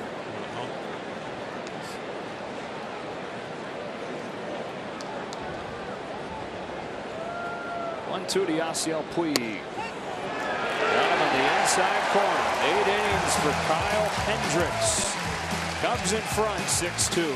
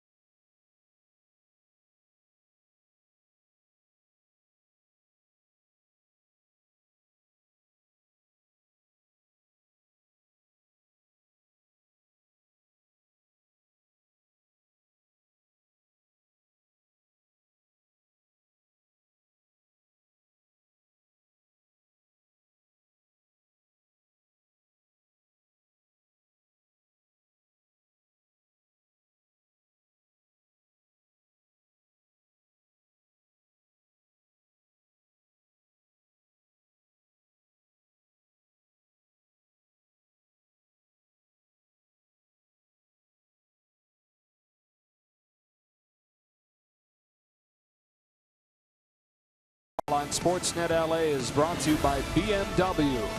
See a Southern California BMW Center today for exceptional offers, or visit SoCalBMW.com. And by Children's Hospital Los Angeles. We treat kids better. J.P. Howell enters to pitch the bottom of the 8th inning and delivers strike 1 to Anthony Rizzo. Replacing Chris Hatcher, 2 innings for him. He strikes out 5. Howell on for the 20th time this year. There's 5 strikeouts for Chris Hatcher, matching a career high. He also had 5 Ks on June 13th, 2014 against the Pirates.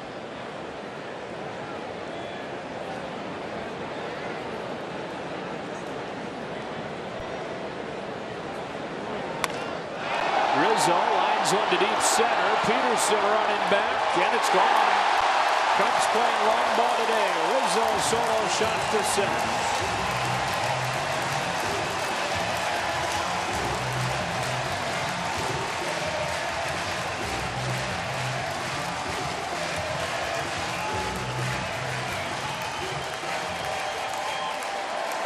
Their 4th home run against Dodger pitching today. Fastball out over the plate, really not that bad of a pitch, but an even better swing, and you have to crush it to get it out of center right now. The wind is blowing in the left field, and it's one that deposited in the basket. Howell gets one hitter. He homers, and Howell leaves.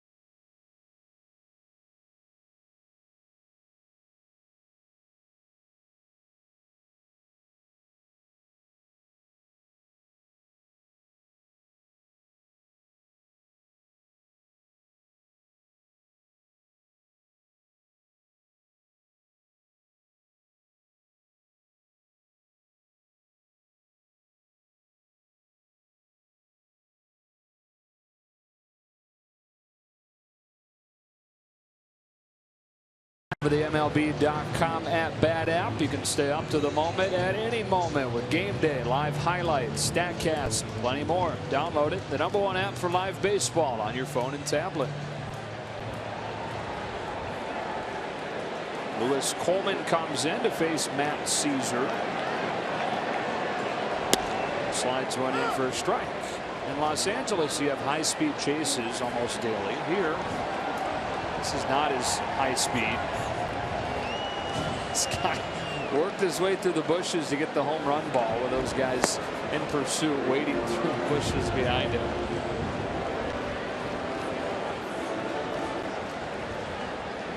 And the Dodgers outfield all watching.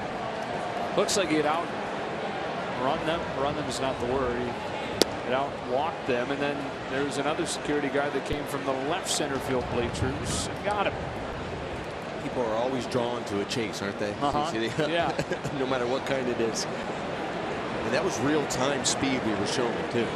Yep. There was no slow effects on that. It wasn't a Morongo slow-mo cam? No. If we would have put the Morongo slow-mo cam on that, it would have looked like a still shot.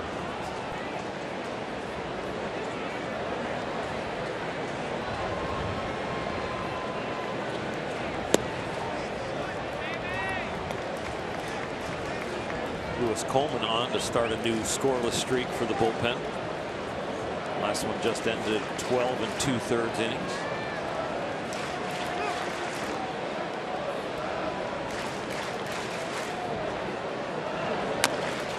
And Caesar tops one off of the plate. Turner barehands it, but can't keep his footing. And Caesar's got an infield single. His only really chance was to barehand this ball, but it also kicked to his right. To his throwing side as he's charging this. When it takes that hop, he's getting his body in position to barehand, and then you see right there at the end, that's why he kind of lunged for it and ends up losing his footing. There's really nothing you can do on that ball.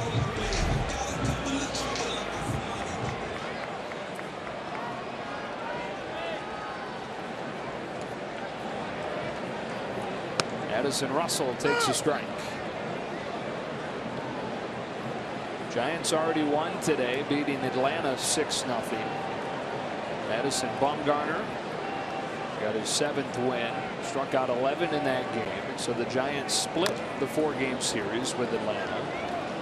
And all 6 runs in the 5th inning, 3 2-run homers. Panik, Posey, and Bumgarner. Bumgarner now 13 home runs. That's the most among any active pitcher. So the Dodgers will need a monster 9th inning rally to avoid falling 5.5 back of San Francisco. Good thing is, get a chance to take them head to head next weekend. Russell down on strikes for out number 1.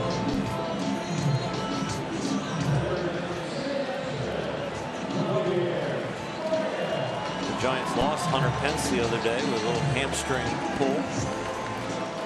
He'll be out. D-backs got a good outing from Zach Greinke today. 7 innings, 4 hits, 11 Ks, no walks. His ERA now down to 4.29. He's gotten off to a real slow start. Not as slow though as Shelby Miller, the other starting pitcher that they acquired to help make a push in the West. They're everybody's favorite sleeper pick in the National League West this year, with an offense that was one of the best in baseball last year. They were just horrible as far as the starting pitching. So you figure you get Greinke, you get Miller, and not many weaknesses anymore. Miller's on the DL. Or did Miller go to AAA? He's no longer active, I'll tell you that. And now Greinke, like you mentioned, just now starting to bring that ERA down. Yeah, he had pitched well today. Miller needed a mental break. Baez down the left field line, sun very bright at this point. Seager with the shades on makes the catch.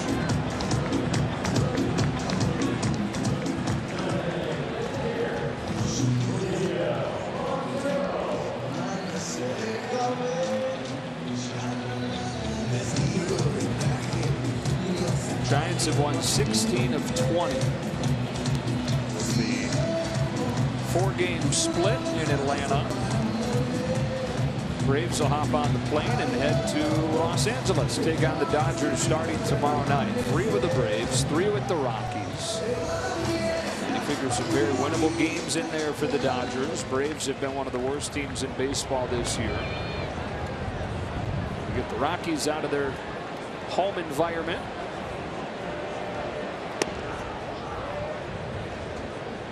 You mentioned the Giants winning 16 of the last 20. 2 of those candidates that received votes for the pitcher of the month in May were Bumgarner and Cueto. They were combined 8-0. The acquisition of Cueto has really helped the Giants. Samardzija too. Samardzija. It's going to be a battle right to the end.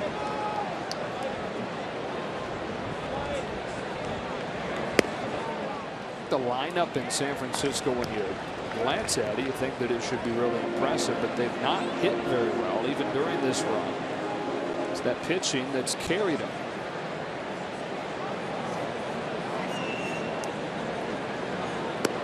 Four-pitch walk to Miguel Montero.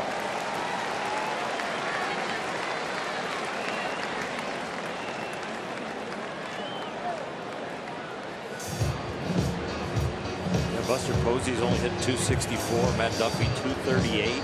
Bernard Span 263. Panik 242. Brandon Belt's the only one with an average over 300 at 306. Brandon Crawford 261. The pitching has been outstanding. So Tommy La Stella replaces Kyle Hendricks, whose day finishes after 8 innings, allowing only the 2 runs. Position to win this thing. The 5-run lead in the 8th. Coleman to La Stella. Strike 1.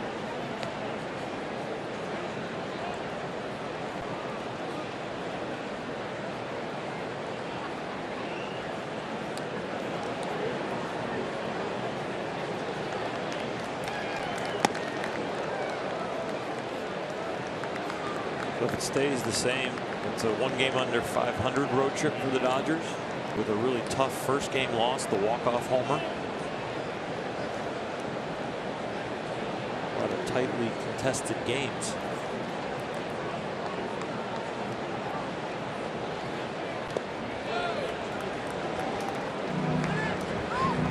And a tough road trip because of who you're playing and where it comes on the schedule would be. number of games in a row. On an off day. On an off day they had to travel to New York. Yep. That was the first one in more than 3 weeks. That'll almost beat you up more than just another game at home or something.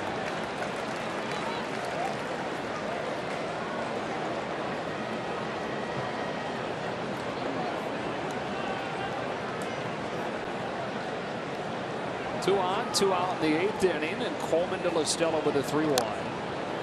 Count goes full. They've shown flashes of getting it all together. They have, and then you think about the first game of this series too, where it fell a little bit flat, but they get in at 4 o'clock in the morning from New York because they played that night game, and at the time it wasn't a 1 o'clock like a day game, but they just pushed it back a couple hours. It was a 4 o'clock start, 2 hours.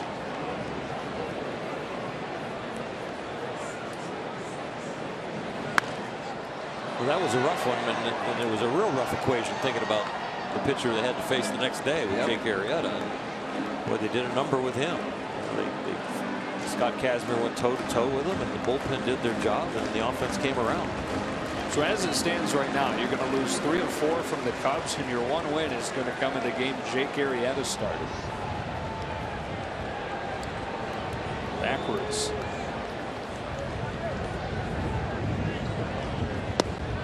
Coleman gets LaStella with a disappearing slider. On to the 9th inning we go. The final game of this road trip.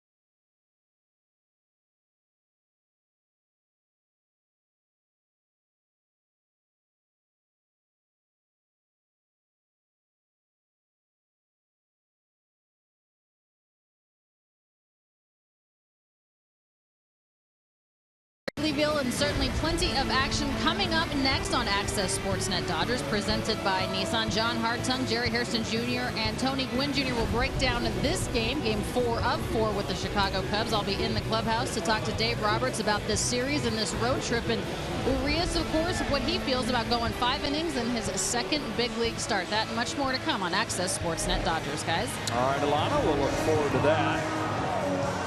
Cubs go to the bullpen after 8 innings. Travis Wood, the guy that threw 4 perfect innings in relief in the opener on Monday after Jason Hamill, the Cubs starter, left following 2 innings when his leg cramped up.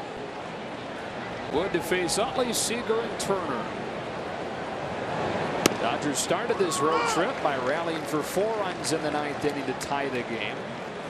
See if they can string something together here to finish the trip.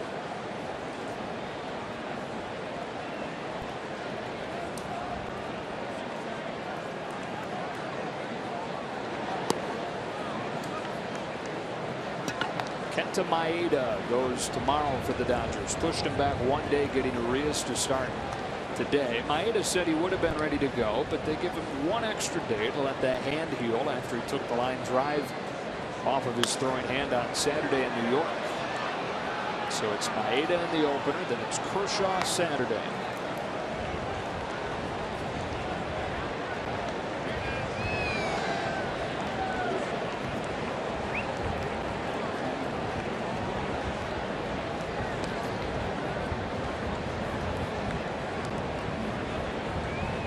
Travis Wood to Chase Utley.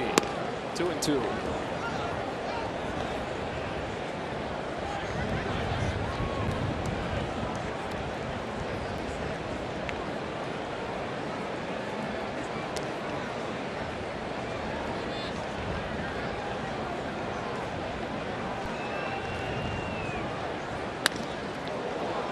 On one bounce, and Russell.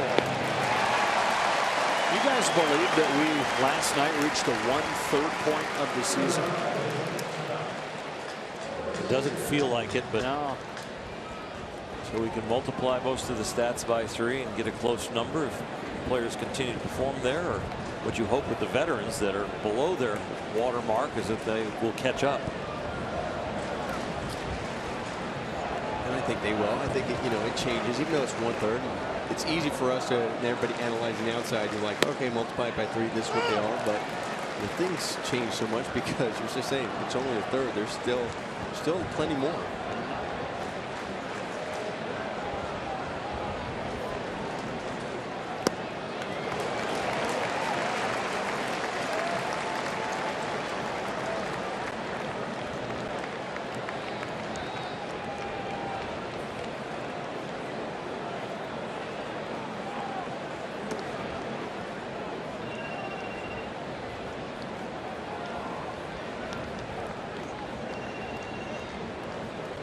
The final 25 Dodgers were retired in order on Monday. Remember, the Dodgers flipped that around and retired the final 19 Cubs on Tuesday. Last night, the final 15 Dodgers were retired. And right now, Cubs pitching has put together a string of 10 consecutive Dodger hitters retired. So in all 4 games in this set, long runs by one of the pitching staffs to finish the game. Fortunately, 3 of those 4 games, it's been the Cub pitching staff doing that deed. I think back to April 24th in Colorado, where they gave up 4 runs in the 8th, and then all of a sudden got 5 in the 9th. And it was a nice comeback 12-10 victory. You get to these points and you kind of draw on that memory that we can do it.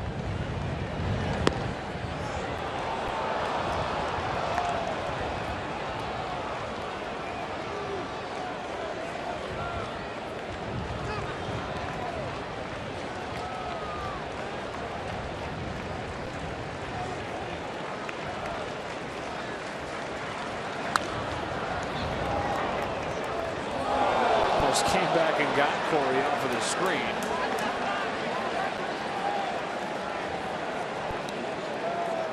Day game, plenty of fun to be had by the folks here out in Wrigleyville afterwards, but they all like staying for the full thing so they can sing their song, "Go Cubs Go," which they've been singing a lot this year. You're getting tired of that song. And this place clears out after a loss really quick. A lot easier for the bus to get home. After a win, you're right. I'd say 75% of them linger for the song. Maybe more than that. If you want to argue about it. I guess I just did. 9th pitch of this AB to Seager, who battles his way to a walk. It's the song, and they can't wait to see the flag go up with the W.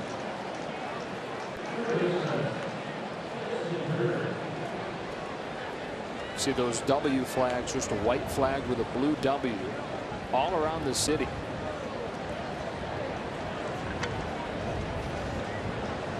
When the Dodgers used to win a home game, I don't know if this tradition still exists, but during the O'Malley ownership days, everybody in the front office, there was an ice cream cart that went through the front office and served ice cream after the lunch hour.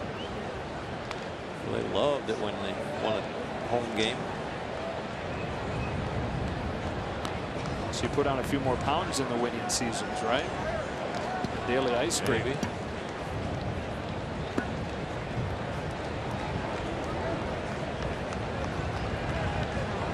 Justin Turner, he's 0 for 2 today. And he's behind Wood in the count, 0-2.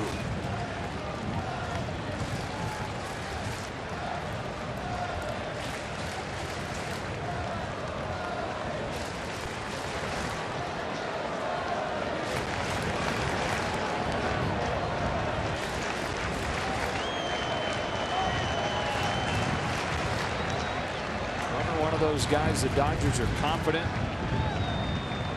will break out before long. Match those numbers he's put on most of his career, especially in his time in a Dodger uniform.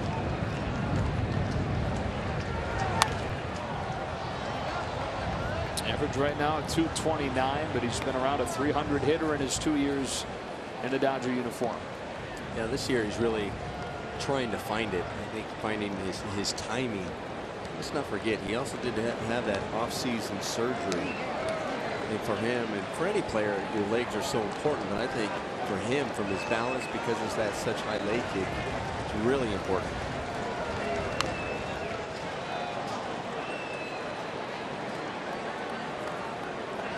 And you and I know, Nomar, that there's one thing to get healthy enough to come back and play. It's another thing to be healthy enough to take the wear and tear of daily play. You get plenty of recovery time when you're rehabbing to get ready, and spring training can do part of it, but there is an accumulation of wear and tear in a season. Turner smacks it to second, and that's how the series ends. Lines into a double play, and the Cubs take 3 of 4 from the Dodgers. Third double play the Cubs turn this afternoon.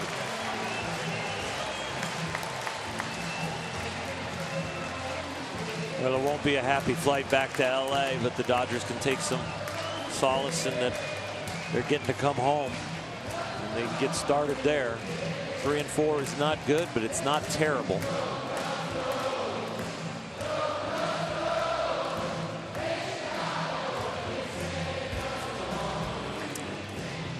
Player of the game today is from the Cubs side. It's Javier Baez, who hit a home run and played some great defense and showed some of the reasons why we're so excited about his potential around here. Laying out on the field, coming in, flipping with the glove, making some fine plays, and then it's just an all-around. When you get to reach out, extend those arms, square a ball up, and right off the bat, you know it's going out of the ballpark. Good win for the Cubs. They have 4 home runs today in the 6-2 win. That does it from Chicago. Cubs take 3 of 4. The Dodgers settle for a 3 and 4 road trip. Access Sportsnet Dodgers, presented by Nissan, comes up next. We're back to the booth to wrap things in just a bit.